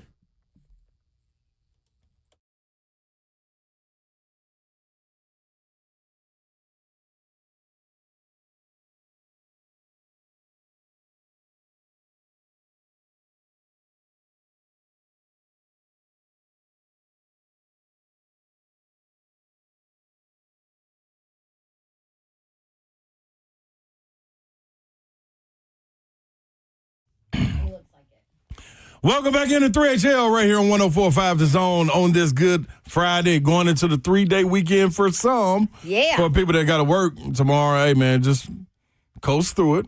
Put your sunglasses on. Everything will be okay. Everything will be fine once you get out of there. Enjoy the holiday that's coming up, Memorial Day. Should be a good time, even though it's going to be rainy, Babsy. It is going to be rainy. Look like you enjoyed the pool a little bit today. Saw you out there on your social media. Yes. Well, because the kids enjoyed the pool. Right. I just got sucked into having to watch and make sure nobody drowned. Been a lifeguard? Nothing I wrong was with the that. lifeguard. Mm-hmm. And you know, when you're a parent and you're around a pool and your kids are like in the pool, Yeah. even if you're like an aunt or an uncle or Yeah. something, all they want to do if you're not getting in the pool is get you wet. Yeah, that's dumb. I mean, it's not what I'm here it's for. the entire plan. Yep. It's can I splash them when I do a cannonball? Can I hit them with this water gun? Yeah. How can I get them wet? Yep. At Hads's party, there was a kid lying in the cut, man, in the hot tub with one of them things. Oh yeah, Squirting away.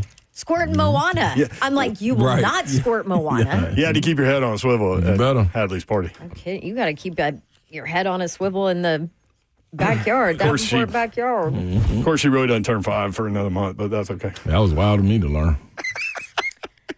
Y'all, you got to have your party when you can have your party. You couldn't do it this weekend, right? Because everybody's traveling. It's Memorial Day weekend. Yeah, but that's Or still people have 3 plans. weeks away.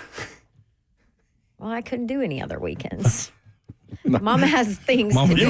You Mama wanted got things. You wanted to get through it, is what you wanted to do. Mama's got- busy, all right? WNBA news for you. Both Ryan Howard and Caitlin Clark were fined for engaging in on-court gossip, whatever the hell that is. That's stupid. Is that how they classified it? That's Yes. dumb. Oh, that's On-court so gossip. good. You know how much they were fined? $30. Nuh-uh. I think you got tricked. Did I? Had to. That's a 600,000 Twitter follow account. Is it NBA Centel?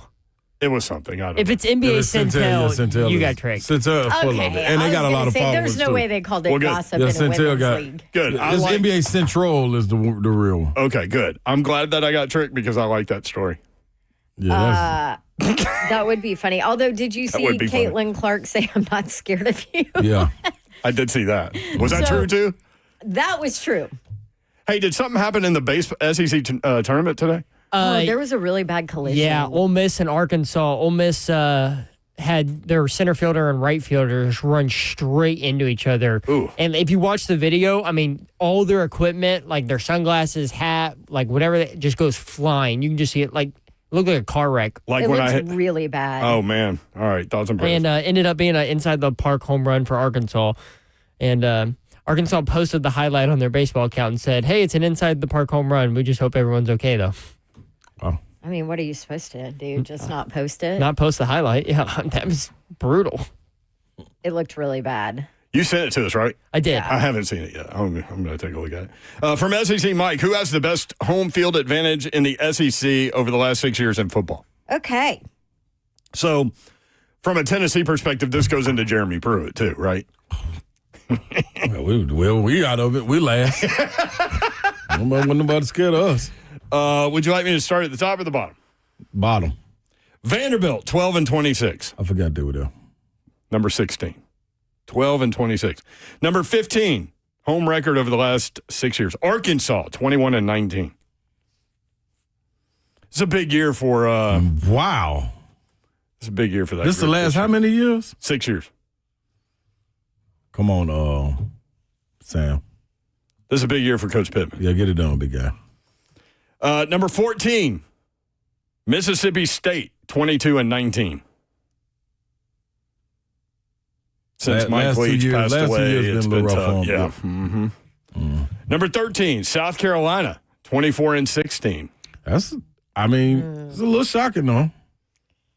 They always do good at the end of the year. I guess I guess the numbers don't lie, right? But I'm telling you, South Carolina is a hard place to play. Just not early. Their fans are awesome. Even when they suck, they're awesome. You can get them early. I mean, there was the be it. The first season Spurrier took over, and they didn't win a game, and that place was packed. That might be the problem. Every game. What's the problem? It's a great environment, and it's hard to play there, but they just lose.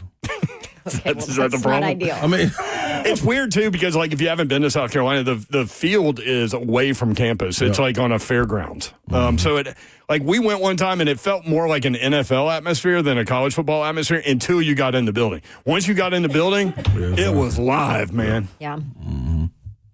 So number 12, this is home field advantage in the SEC over the last 6 years in football. Auburn, 26-16. They actually hold on because they've been rough the last 3 years. That's maybe brutal. 4. That's brutal. Ain't it? 12? Auburn is 12. Maybe even Auburn should never be 12. I agree with you. What is it, Vandy? Auburn. No. From the back. Yeah. Vandy, Arkansas, Mississippi State, South Carolina, Auburn. The last 3-4 years, Auburn Babs. to be in with those schools Upper when echelon. you're talking about football. Top 8. They should be top 8. I talked to somebody today that That's brutal. thinks that Jackson Arnold fits Hugh's offense perfectly. Really? Yeah. Talk to me now. Talk to me. I mean, I thought CeeLo was pretty positive about Jackson Arnold as long as he can get his confidence, as long as Jackson Arnold can get his confidence back. And who's better at giving a quarterback confidence in an offense than Hugh Freeze? Yep. It's Let them slang it. You know? It's those wide receiver screens and hitches and all those things. Number 11, Kentucky, 27-16 at home over the last 6 years. There's no way y'all should be below Kentucky. Right? Yeah. I feel what you're saying now. Look at her. Them 3-4 years. Harsin. Oh, Harsin. That set them That back. was tough. Carson was brutal. Set them back. He wasn't even there that long. Yeah, it's even crazy. Number 10. And the end of Gus. Yeah. And the guys. Yeah. Number 10, Tennessee, 31-11. Yeah, listen, we've been dog times. Dog times. Yeah, listen. You've come out. Yeah, now. I want to see. We've helped it now the last 3 years, probably. Heupel's record at home is really good. Yeah, like they handle business. But the train was going through the tunnel, and we would get off the train and lay down in the tunnel, hoping that another train would come and run us off. Don't even bring us out. It was bad, man. I'm telling you, it was getting no darker than that. Your analogies today are just on point. Dude, that one was was pretty good, though. That was dark. It was dark. What'd you say earlier? Buses during segregation? Yeah. I forget what you were even comparing. Don't suck side. Oh, suck side, no, yeah. Mm-hmm. Oh, he. I'm still sitting on the suck side, though. Number 9, Texas A&M, 30-9. So you go 30-9 at home over the last 6 years, and you're 9th in the SEC in terms of home record. And you still. How about that? With all that talent, that's really bad. It's really bad. With how much they're paying people? That's Jimbo. Awesome. Jimbo Yeah. makes so much money, man. Assistant coaches, too. Players, too. And you want to talk about a crazy place to play? That place at night? Yeah. I have never been there. I've never been there. At all, or Nope. just night? Ever. Oh, it's I know. definitely worth a trip. Want to go. It's something to see. Yeah. You been Okay. there? Mm-hmm. We played down there. Not since they redid Cal Okay. Field, though, Yeah. but even when we went down there and played, it was still like, dang, Yeah. this is a place. It's nuts. You can smell, man. You go in Texas, man. You start talking about football, you can smell money. That's what you said when you got back from Austin. Yeah, Austin's Basketball money now, smell too. different now. Yeah. There's some different money smelling in Texas. Number 9, Texas A&M, 30-9. Number 8, so now the top half of the conference, okay? Now you got This is home record last 6 years. Just got Texas and Oklahoma in this? Mm-hmm. Number 8, Ole Miss, 31-9. Okay, Lane. Pat on the back. At Hemingway. Small stadium. Y'all been to Ole Miss? Small stadium, man. It's awesome. You love it? Mm-hmm. Okay. I've been, but not on a game day. Like, I saw the Grove, but nobody was there. That place gets transformed. You did basketball there. Yeah, and they tricked me. Why? They was playing Georgia that weekend. Yeah, and you Remember? didn't stay. Yeah, I couldn't stay. Yeah. Room was too damn much. Oh, that's right. Yeah. I knew it was something. Yeah, that place get to rocking though. Boy, leaving that game, yeah, I did want to stay because it was popping. I think the game was on Friday night. The Your basketball game was on Friday night. Man, yes. that bad and you had boy trouble was, getting in there. Yes. Right? Yeah. Yeah. How many years was that? Yeah. That was a lot of years. Yeah, buddy. Yeah, buddy. That was a good time down. It would have been a good time. It would have been a good time down So there. Ole Miss was what number? 31-9. Number 8. Number 7. Can I just say this? I feel like Texas and Oklahoma shouldn't be. They shouldn't be in there right now. Because they haven't been in the SEC that entire time. Yeah, y'all was Right, squeaking okay. by Well, in Big 12 just okay. running it. So you can take them out. Don't Babs, play and no then- real football. And then Auburn's 10th out of 14 teams. Well, it's a little better. I mean, No, if you just depending say which way you 10th, look it's yeah, better. Is it better, Slay? Yeah, I'm with Pat. Just If you say 10, yeah. not You 10 ain't gotta out say of 14. 10 out of many. Out of how many? Yeah, I'm with Babs on that one. All right. Well, I'm going to keep going the way it's listed. Number 7, Missouri, 32-9. Wow. How about that? That's shocking. They weren't that good this year, and they had 10 wins. So, like, Well, But they clearly playing they though, weren't like- that good. Yeah, that's They weren't that good. they shouldn't be. That's a good record. It's a good record. Coach Drake, remember Coach You Drake could have was bet in me. a, You could have bet me on that one. I told you, he's straight gangster. he is a Coulda bet gangster. me. But he had that make or break year a few years ago, and he won big. And here we You are. could have bet me on that one. I would have got that one wrong. You would have too. lost money. Tie for 5. Florida, 29-8 at home last 6 years. And they've been bad. Really bad on the road. Last two. Yeah. Really bad on the road. They're tied with Texas, 29-8. But you're not I ain't really counting counting Texas. them like Florida's that. another one that shocks me. Yep. I'm going to look up Heupel's home record during the break. But number 4, LSU, 33-6 in Baton Rouge. 33.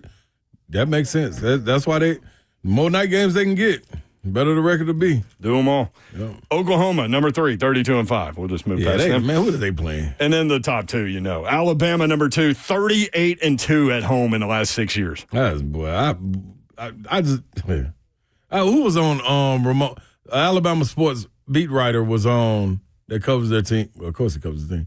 Alabama on Ramon and Will today, and he was talking about they have 9 wins last year, and everybody was so upset. They've been so spoiled, Yeah. dude. When he was saying that, I'm sitting there like, golly, 9 wins. We talking about maybe 9 wins this year without a quarterback. So, are we being spoiled? Who, Tennessee? Balls, yeah. Well, if he can get 10 out of this group, Extension. There's so many question marks. It's this so year. many. Well, there's one question mark. you're right. But it makes so many. I will tell you this. So, you know, Athlon Magazine forever, just this, great preview magazine. Like, you got to read it every year. Anyway, they do this thing, and they're like, anonymous coach talks about another school, like from an SEC school talks about another school. It's not out already, is it? These quips are, and I've got them for you when we come back. Okay. Some of them. I didn't pull all of them, but I was going to say, because it usually doesn't come out till July, right? right. So, no, it's around Memorial June, Day. July. Oh, okay. I said it may be out. It may be out. Injected in my face. But I like the hard copy of Athlon. I do too. Yeah, I'm with you. So I can sit by the pool and read Right, it. because Read every single team. we're old. That's why. Josh Heupel's home record at Tennessee, 25-4 in 4 years. So 25-4. That tells you. So the 2 years previous, they were 6-7. Yeah. So they went from 6-7 in 2 years to 25-4. You want to talk about flipping a switch? You want to talk about getting up off the train track? Does that include the Georgia State loss? Was that That Heupel? was, no, that was not That wasn't Heupel. No, that was wasn't not Heupel. Heupel. That was Pruitt. Pruitt. That was most That was definitely Pruitt. But that Pruitt. was Okay. 2019, so it would have. Oh, so it would be. it was the year before he was done. So Yeah. that's not even in it. Okay. That's what was blindfolded on the train track Yep. at that point. No, that would have counted in this, right? No. 6 years ago. Yeah, it did count. 2019, yeah. Oh yeah. Yeah, get us number, off the train track. Number one that's on this list is obviously Georgia. Come on, Kirby. 34-1 at home in the last 6 years. When we come back, I've got some of those anonymous Athlon Who's the one? quips. Who got them in? Was it? Who wasn't got Texas? that? Who got Georgia at home? Bama. Alabama. Gotta be It has to Bama. Alabama. Gotta be That was Bama. the one team that could beat Georgia, right? That was the one thing Yeah, because Kirby Smart couldn't get over. When did Because Josh Dobbs throw that? it was pass? early on. Nick Saban, who always beat his How long has Kirby been now? assistant When did Josh coaches. Dobbs throw the Hail Mary? That was 2015. I was overseas. Oh, that was a long time That was ago. wild. Yeah, I was in high school. I might have been Our- 14. sometimes our memories and years I know. just do not match. Well, hey, listen, man. Just wait. When you get older, that's what happens. How long has Kirby been there, though? Ooh. His years done ramped up a little bit. Seems like he just left Georgia, probably like 5. I would say 5, 6 Kirby years Smart ago. has been there since 2016. God, almost 9 years, almost a decade. Okay. Almost I 10. was going to say 7. This is year or 10 8. then. Yeah. So This is year 10. Kirby's the one standing outside that tunnel sending the trains in. Absolutely. Yeah. I've got some of those anonymous Athlon quips for you next. Also, Reese and Laura. 3HL 1045 The Zone.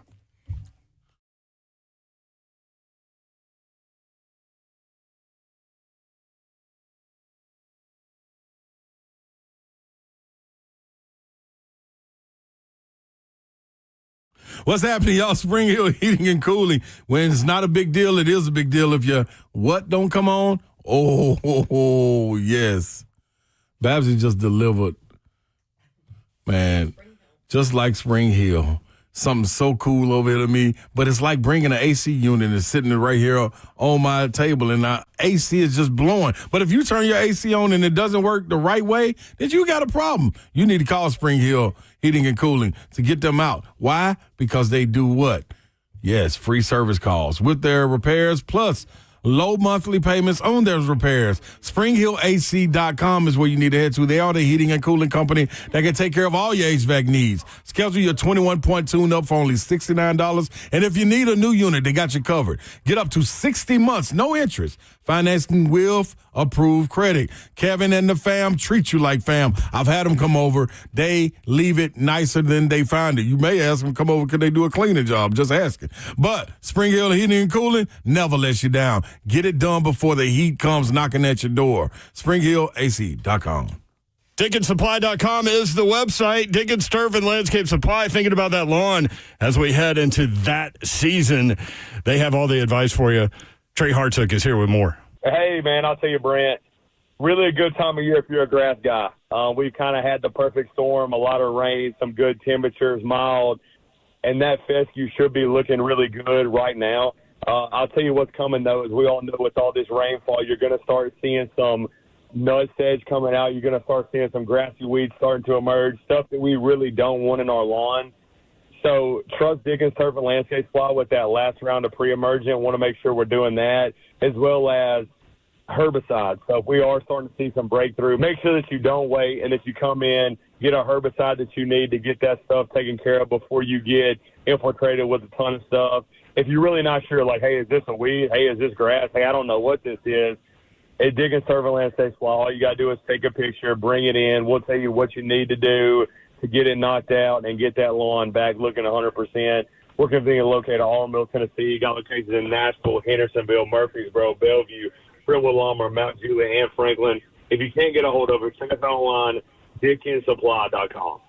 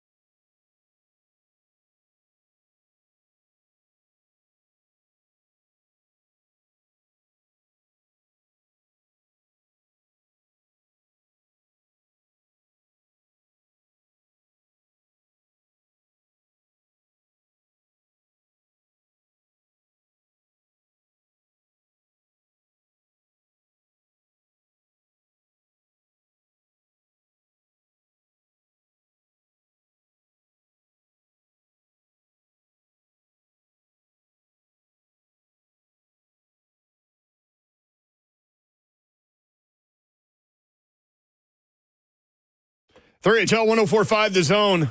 We were just talking about Albert Haynesworth. He was in studio 4 to 5. If you missed that, go back and watch it. You will want to do that. He is a great storyteller for sure, and just a completely destructive player. Yeah. We were just talking about this. We found it interesting what he was saying with Keith Bullock, and Bullock was like, "I don't even care which gap you go, just stay in your gap, and I'll fill the other one." Dumb it down. You know what I mean? Like, just Keep it get up simple, the field. stupid. Yeah, get up the field. Get up the field. Real easy. You got Big Jeff and Devondre Sweat. Get up the field. Don't go sideways. Go be disruptive. Or don't have them go sideways. Destructive. And he made a point to be like, look, this is just what I see and what we did. I'm not questioning coaching or anything like that. But he was like, my advice to them would be first 2 steps up the field. Go play. Go get him. Mm-hmm. He compared Devondre Sweat to him, to Albert, because of the athleticism. But he said he's stronger. Both him and Big Jeff are stronger than I was. Yeah. But Devondre is a little more athletic, and so that's why he compared Devondre to himself, is because of the athleticism there, and Albert had that for sure. 615-737-1045 if you want in. Friday edition. Good Friday. Memorial Day weekend. You were asking us something before we left. Everybody be safe. Please. Come back to us on Monday. That's right. Tuesday. Indy 500 is going on. Indy 500 happening this weekend. I saw Joe Poplano put out a tweet. Indianapolis Motor Speedway is so big that it could fit Churchill Downs, Yankee Stadium, Rose Bowl, Taj Mahal, the White House, Liberty Island, the Roman Coliseum, and Vatican City. At the same time? Yeah. And he's got a diagram. That's nuts. I don't say that. 350,000 fans. Wow. World's biggest single-day sporting event. What did you just say? That in the infield at the Indianapolis Motor Speedway, you could fit Churchill Downs, Kentucky Derby, Yankee Stadium, the Rose Bowl, Taj Mahal, the White House, Liberty Island, the Roman Coliseum, and Vatican City. All in the infield. This is inside of the track. Inside. It's like its own city inside. It's huge. Talladega's huge too, but not like that. But Talladega, you could fit I don't know, This is Bristol you talking about? No. Oh, who you talking about? Indianapolis Motor Speedway. Oh, okay, yeah, okay. Oh, Indy 500. How big is Bristol? Bristol pretty big too, though, Bristol's right? big too. That's what. But that's a short track. So, okay. Wow. Did you go to the football game there? No, but it was the You were dumbest still decision. overseas, right? No, I just got back. I was waiting to go. That's why I didn't go, because I knew I wouldn't be able to get out. I'm so mad that I didn't go, but then at the same time, kind of like, okay, I'm cool. I missed still some. It was hard. It was hard getting out of there. And then I also heard the bathroom situation was rough. Oh, really? Yeah. I did not hear that. All you need is a Gatorade bottle, you said. Yeah, but not when you're waking up and sometimes you got to shake down. Oh. Okay. Oh, that bathroom situation. I'm talking about, pay the water bill. You pay the water bill anywhere. Do you want to go to the Atlanta Braves Cincinnati Reds game on August 2nd at Bristol? I was going to ask you when that was. August 2nd at Bristol, they're going to play a baseball game in the infield. I'm cool on that. Braves and Reds. Not a big baseball guy. I'm more of a baseball, college, high school. I ain't never really got into the pros. I'm a chill for Mookie. Playoffs, I will watch playoffs, though. Mookie is plus 600 to hit a homer tonight. Hey, Acuna's plus 320. did you bet on his? I have $10 on it. Slay, we got $10. That's good. I need a parlay. We got to find something. All right, anonymous coach comments on Auburn in Athlon Sports College Football Magazine. I like it. You ready? Yes. I might not like it. Yes. What'd you got? Anonymous coach comment about Auburn. Watch out here. They finally have a quarterback who can run Hugh Freeze's system, and they've done some really impressive work in the portal. They're not an elite team by any stretch, but this is the most complete roster Freeze has put together since he got there. I think this is a turnaround year for these guys, and they are definitely going bowling. Okay. How about that, Babsy? Hey. I like it. Definitely, We're man. back, baby. What did you think of that clip of Hugh Freeze saying Not that? like Evolve, man. Did you see this clip of Hugh Freeze? I don't remember where it was from, but he was talking. Is it real? Yes, it was real. I think he was on a radio show. It was a clip, and he was like, I know where we're at. $30. We have to make a bowl game this year. Did you see this? I didn't see it. All right, I'm going to find this and play it for you. It's true. I mean, he's right. Yeah. Because I think he got a knows lot what's of flack for it. Oh. Why? Because I think that was the standard, I guess, he was setting. I think a lot of people were like, why are you saying the bowl game is the standard right now? Oh, I think he's just saying if I want to continue to be able to build this program, I better take us to a bowl game. That's how I take it. But I didn't hear it, so. Yeah, find it. I got it. Let me keep going. Anonymous coach talking about Florida. All right? Mm-hmm. If DJ Lagway continues to develop and stays healthy, they're going to continue to improve. Lagway could compete with Arch Manning for best quarterback in the league. Lagway and that offensive line are legit enough to bring back a true Florida offense. If they can be in the hunt for a playoff bid and start scoring points like those old Gator programs, I think he'll be off the hot seat for a while. Talking about Napier. They don't have a killer at receiver, but they're solid at running back. That's about Florida. Everybody talking highly about DJ Lagway already. All right, anonymous coach comment on Tennessee. Ready, Slay? Give it to me, baby. Losing Nico isn't good. They're not replacing him with a more talented quarterback, and they're still losing the quarterback who ran their system in a playoff game. But because of the way everything went down, I don't think anyone blames the program or Josh Heupel. And with the turnover on defense, Nico leaving makes a tough transition year a lot easier to stomach. The offense will not fall off a cliff. That system is effective at adjusting for personnel, even the quarterback. Sound like what I said. I'm cool with it. That's exactly what I thought. I was like, Slay Dog said this. Mm-hmm. Maybe Slay Dog's the anonymous coach. Yeah, who I'm coaching? Coach Slay. Well, he's got an inside scoop. I don't know. Yeah. Coaching yourself, remember? Yeah, I will. What'd you say? You were the, what did you say? What? When you said you're the general or of yourself? Oh, no, I'm the governor. Governor, yeah. Mm-hmm. I govern myself. That's what it was. I'm governing this parlay right now, too. And I'm going to just keep, you know what, I'm going to stay light. I'm lying. I'm going to go heavy. I ain't going to tell y'all yet. All right. Let's go to Reese and Laura up there in South Central Kentucky. Reese, you're taking credit. Wait, Laura's first, right? Laura, are you there? I'm here. It's been a while. Y'all okay? Yeah. Yeah, we just had lots of stuff going on, helping the good neighbor move back to South Carolina and all of that. So it's been a rough couple of weeks. How is Reese taking credit for Tennessee winning two baseball games? Let the buffoon tell you what he did. Are you with me? You better believe it, Reese. First of all, Babs, I've heard of your nonsensical cheer, but we like you, not your team. It's something like bada, get a bada. Have rah, you never rah. heard of it, Reese? No, I've heard it. I just don't have it all memorized. It's like bada, get a bada, rah, rah, boom, boom, eagle, eagle, kick him in the booty. Something like that. Is that close? That's about it, yeah. Yeah, close enough, you know. As long as you get the rah, rah, and the kick him in the booty, it's close enough, right? That's right. Yeah. Hey. All right. So, hey, at least you were right, Big Slay. I had heard of it. I'm not a fan of it. And like I do believe Babe said earlier, if you're not a Rocky Top fan, you're still jealous of Rocky Top. So would you rather say rah, rah, kick him in the booty or sing Rocky Top? Well, I mean, these are different comparisons, Reese. Well, listen, I'm not going going to with argue Laura. with the Babe. I'm going with Laura. Listen, buffoon. Plus, Reese, nobody's heard of Dawn's cheer. She made it up or something. Oh, no. It's a thing. I've known of it for a long time. I just don't have it memorized. It's definitely a thing. It's something they do on Reese knows all SEC. Slay said you would know it. It's something they do on the plains. They do weird things on the plains, and that's one of them. Yeah. That's all right. But, that's all right. Anyhow, so, Big Slay. Talk to me, baby. We had lost like 4 or 5 weekends in a row. Mm-hmm. Now, do y'all remember Laura never buys me Christmas gifts besides sweatpants, correct? I did not. I didn't know that. We didn't know that. So, but yeah. Y'all don't remember every phone call we give you? Yeah, quite a few of them.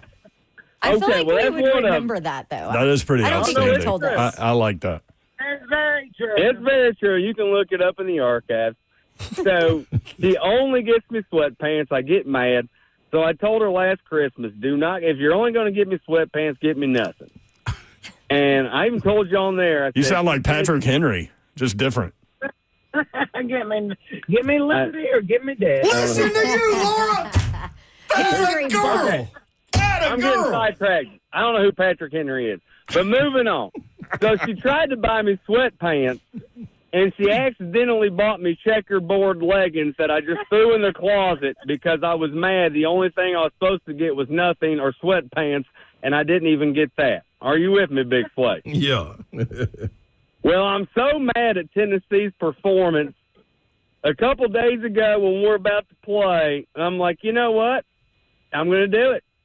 And I go find these lucky checkerboard leggings, and I'm picture this with me, Big Flake. I'm looking at it. I'm standing in the front yard, a cat on my head, a cat on my car, 4 cats in the yard, a French bulldog in the yard, and I'm in a Tennessee shirt, orange sunglasses, and orange and white checkerboard leggings as a cop drives by with a cooler full of beer and the Varsity Network app playing the Tennessee game, and in between innings, Laura blaring Rocky Top. People are driving by taking pictures. But, we went from losing every weekend to winning and knocking off the #1 overall seed. So, really, I'm taking credit for these victories, Big Flake. Okay. I kind of like it. I ain't mad at that, Reese. That's what I'm telling you. I mean, I'm not going to lie to you. I'm wearing these lucky leggings every game till we win. I don't care how many pictures we get until we lose. I don't care how many pictures I get taken of me. It's, as they say in the locker room, it has a sign, I give my all for Tennessee. That's right. Is that not a thing? That's right. Okay. That's right. So Zip, play the music, and it ain't no bada get a boom boom. It's good old Rocky Top. Rocky Top, Tennessee. So big odds, we're winning the SEC championship. We're winning another national title. Back to back. Sorry, Babs, you're over. Let's go. There they go, Reese and Laura. It's all about the pants. It's all about the leggings. How about Laura knowing Patrick Henry said, give me liberty or give me death? And Reese That saying, was I don't even know who Patrick Henry is. I'm telling y'all, you got to give him more credit, man. I love it. All right, Parsley, when we come back, 3HL1045 this home. Uh-oh.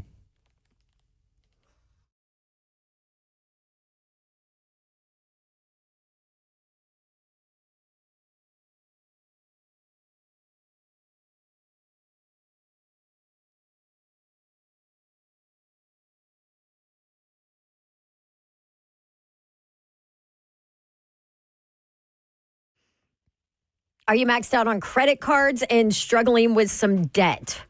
Loan Pronto can help you and help you pay it off in days if you own a home in this area. With Loan Pronto's rapid equity loan, get cash out now and you don't even have to touch your low rate first mortgage. There's no appraisals.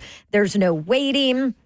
Loan Pronto does instant approvals with low rates and no hard credit pull up front. The rapid equity loan program is amazing. They had one client who got $300K out, approved in under 24 hours, paid off some debt, renovated their entire kitchen, and then on top of it, cut their monthly expenses by $1,800. Talk about a turnaround.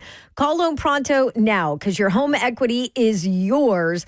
Get cash to consolidate your debt down to one easy, low monthly payment. Loan Pronto will give you a free instant appraisal for your home. See how much you can get. And if you're worried about them as a company, you shouldn't be. Loan Pronto, A+ rated by the BBB. They have nearly 2,500 five-star Google reviews. We got money out from the equity in our home for a backyard project, and I give them 5 stars. Their service off the charts.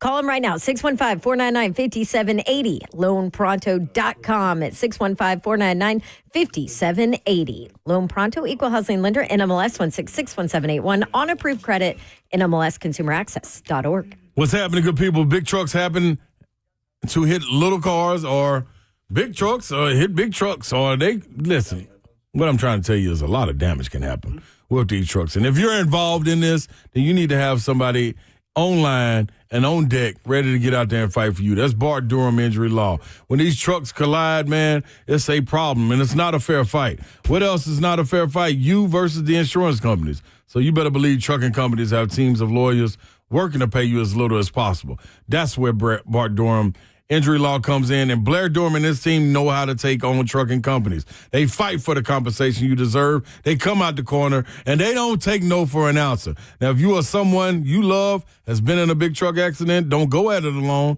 Call 615-242-9000. That's 615-242-9000 today at Bart Durham Injury Law, protecting the injured, fighting for what's right, because you deserve to be paid.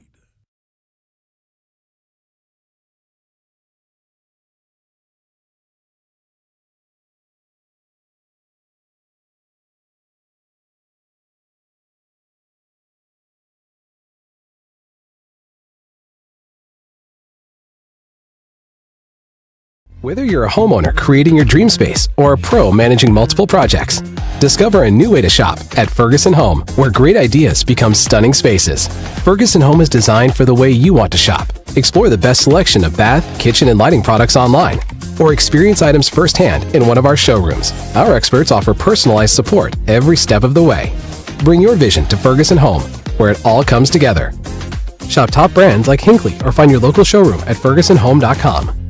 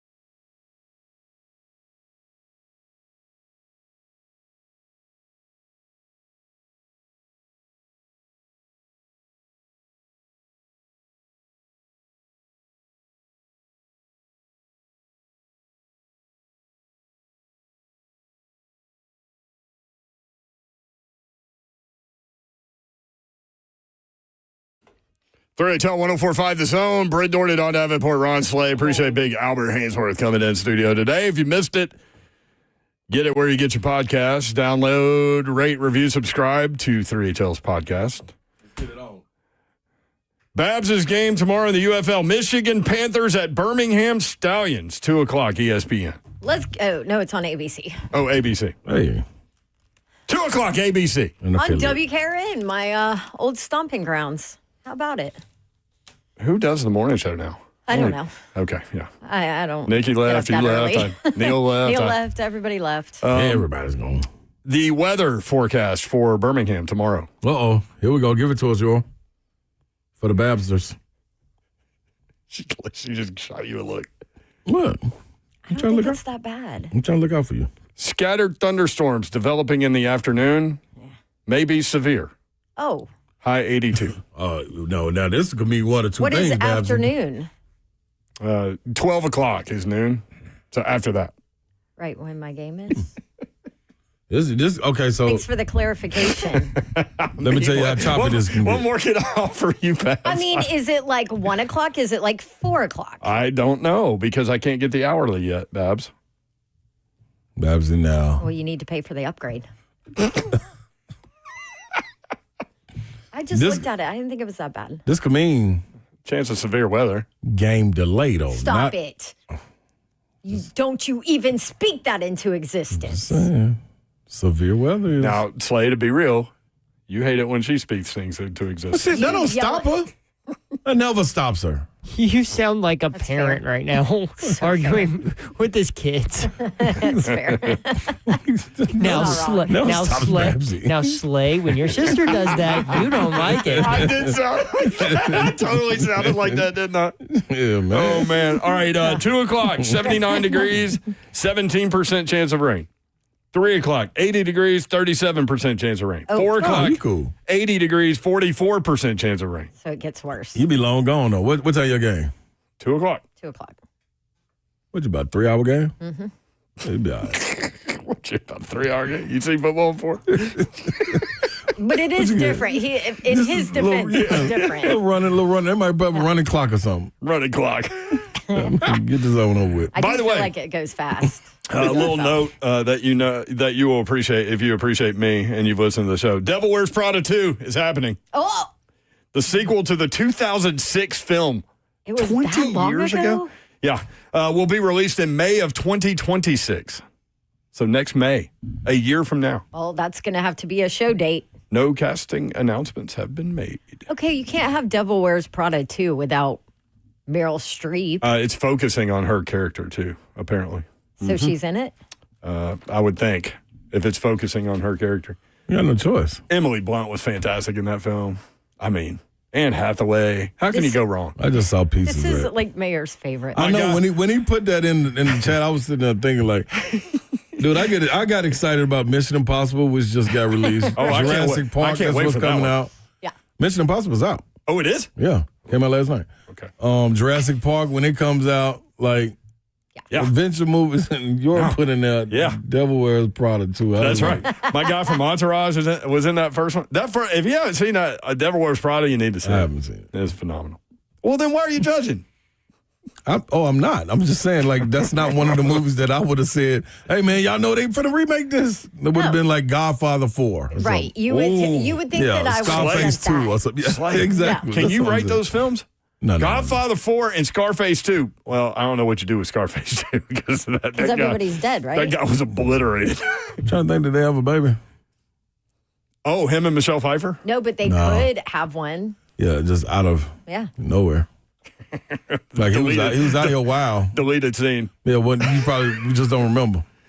It You is had to funny. show it back. A lot of people don't realize that Michelle Pfeiffer was in that film.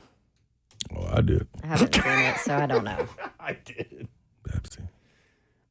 She hasn't seen Scarface. She hasn't seen any of the Godfather movies. She barely saw Pulp Fiction until we got involved. This lady. I didn't see it till SEC Media Days. Yeah, in a Sprinter van driving down the highway. That's some weird stuff to. Good man, thing I you know the almost said SEC it. Media Day is coming up. Can you imagine it being in a car driving next to us with that thing playing? I would have stayed next to us. That's what I would have did. Why don't you speed up? I'm watching Pulp Fiction over Yeah. here. Why would I speed up? 3HL bingo card. Weird thing said during the show, out of context. We dictated what the offense did. That's what Albert Haynesworth said about them. He was not wrong. Get up the field. Don't go sideways. Mm-hmm. Okay, but also, to my point, I know he dismissed it, but you had Keith Bullock back there. Yeah, You different had animals. Who were the defensive ends? the Freak. Yeah. KVB. And KDB. And you had Kyle Vandenbosch, who I think is one of the most underrated Titans. I was ever. talking to Al on the way out, and I said, and he brought Kyle Vandenbosch up again, and I was like, man, those red contact Contacts. lenses that he wore, and he goes, you want to know something? I said, yeah. He goes, I wore them too, but you couldn't tell. Really? Yeah, I didn't know I that. do remember him wearing a. I didn't know I that. just thought it was like a one-time thing, though. Here's the other one. KVB too. You want to talk about? We always talk about like people who are able to flip the switch Oh, yeah. to where they're a completely different person. He was a on quiet the field. guy. Yeah. And then on the field, you're like, oh my gosh, He's kind of like scary mass murderer, like, But off the field, no. Yeah. Crazy. That's a switch flipper. Here's the other 3HL bingo card thing. If you're going to get me sweatpants, get me nothing. For Reese.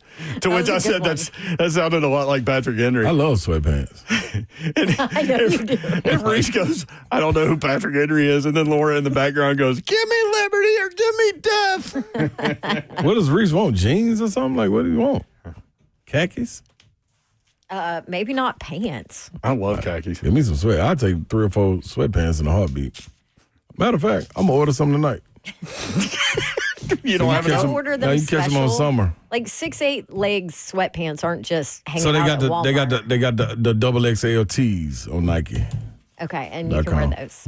All right, what you got, Slay Dog with the parsley? Let's hit the intro. Well,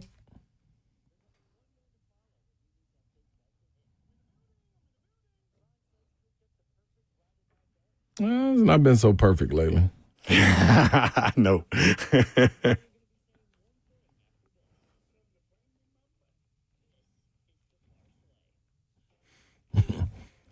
All right, y'all. So our friend Moses wrote us yesterday and said, I talk too fast on the parsley. I told him, you just listen slow. So I just think that's something. Can both things be true? Yeah, I'm going to slow down for y'all because we got 2 minutes. I'll go as slow as possible. Now, you got a 2-4, you got a 7, 2-4, you got 2 7s. Carry the 2. Square root of. You got 2 7s. One involves Karl Anthony Towns. Which one you want? The one that involves Karl Anthony Towns? Are you sold on him now? Nope. Not sold on Julius Randle either. He was in my parsley and didn't do anything last night. All right, let's do Karl Anthony Towns. What do you got? All right, here we go. Now, he did have a good game, game one. 38-12. Karl Anthony, it just flipped off the page. That's what he does. Yep. Karl Anthony Towns, 20-plus points. Cat, 20-plus points. Moses. Karl Anthony Towns, over 1.5, made 3-pointers. That one actually hit last time. Yeah, it's going. If he's doing what he's supposed to do, they're going to hit. Like, he's a scoring machine, a big man scoring machine that likes to play outside. He is a big man. And Miles Turner doesn't like to. I mean, it's like they brother-in-law each other. They just let each other do whatever they want to do. Andrew Nembhard for the Pacers, over 1.5 threes. Ready? Mm-hmm. Yep. OG Anunoby, over 1.5 made threes. Yep. Aaron Nesmith, former Vandy, 2+ made threes. So you got to make 2. 2 made threes. 2 made threes. Isn't that still over 1.5 threes? Technically, no, that's not what I went with. But isn't it the same thing? No, that's not the bet. Okay. You can go with that bet. Your payout not gonna be the same. But 2 is over 1.5. Yeah, I think his over under is set at 2.5. So there's no way you can do 1.5. Okay, I went to make 2 made threes. Trying to help you, Yor. Yeah, I think I'm getting dyslexic as I get older. Also, Yeah, I wrote knee myths. Yeah, allow me to help you. Okay, thank you. Jalen Brunson scored 25+ points. So he needs 25 points. I mean, he walks in the gym with that. Should. Over 25 points, plus points. Okay. Pascal Siakam. Yeah, this one makes me nervous. 15 points. But he was brought there to be that guy. What? 15 points. Over 15 points. All right. He was brought there to be the number one option for this team. I know, but man, like halftime, he was sitting with 2 points the other day. Or 4. I guess y'all don't get the second one. This one is for Moses, the fast reading Moses. Yeah. Josh Hart over 21.5 points and rebounds combined. Tyrese Halliburton over 33.5 points, rebounds, assists combined. Mitchell Robinson over 4.5 points. Mitchell Robinson over 11.5 points and rebounds. Obi Toppin over 11.5 points and rebounds combined. Mikal Bridges 15+ points. OG Anunoby plus 15 points. Wow. Mic drop. Mic drop. Don't drop the mic, man. You already broke one this week. Oh, the mic is dropped. Yeah, we're going to need to talk after the show's over. No. Yeah, because I only got 4 of the 7. You don't need them. That's for Moses. Oh. All right, that's the Moses parsley. You don't need to be doing a 7-1 anyway. Well, Wow. I did. Sorry. I did 2 sevens, Babson. Gambling problem? Call 1-800. Hey, y'all have a great Memorial Day weekend. Thank you for including us in your day. We do not take that for granted, nor do we take that lightly. Be safe out there, y'all. Good night. God bless. See ya. Wouldn't want to be you unless you were going to be somebody caught out in the thunderstorm having to grill anyway, where somebody doesn't care about you. Stay safe, everyone. Yeah. Or holding a mic on a sideline during severe weather. Aw, man.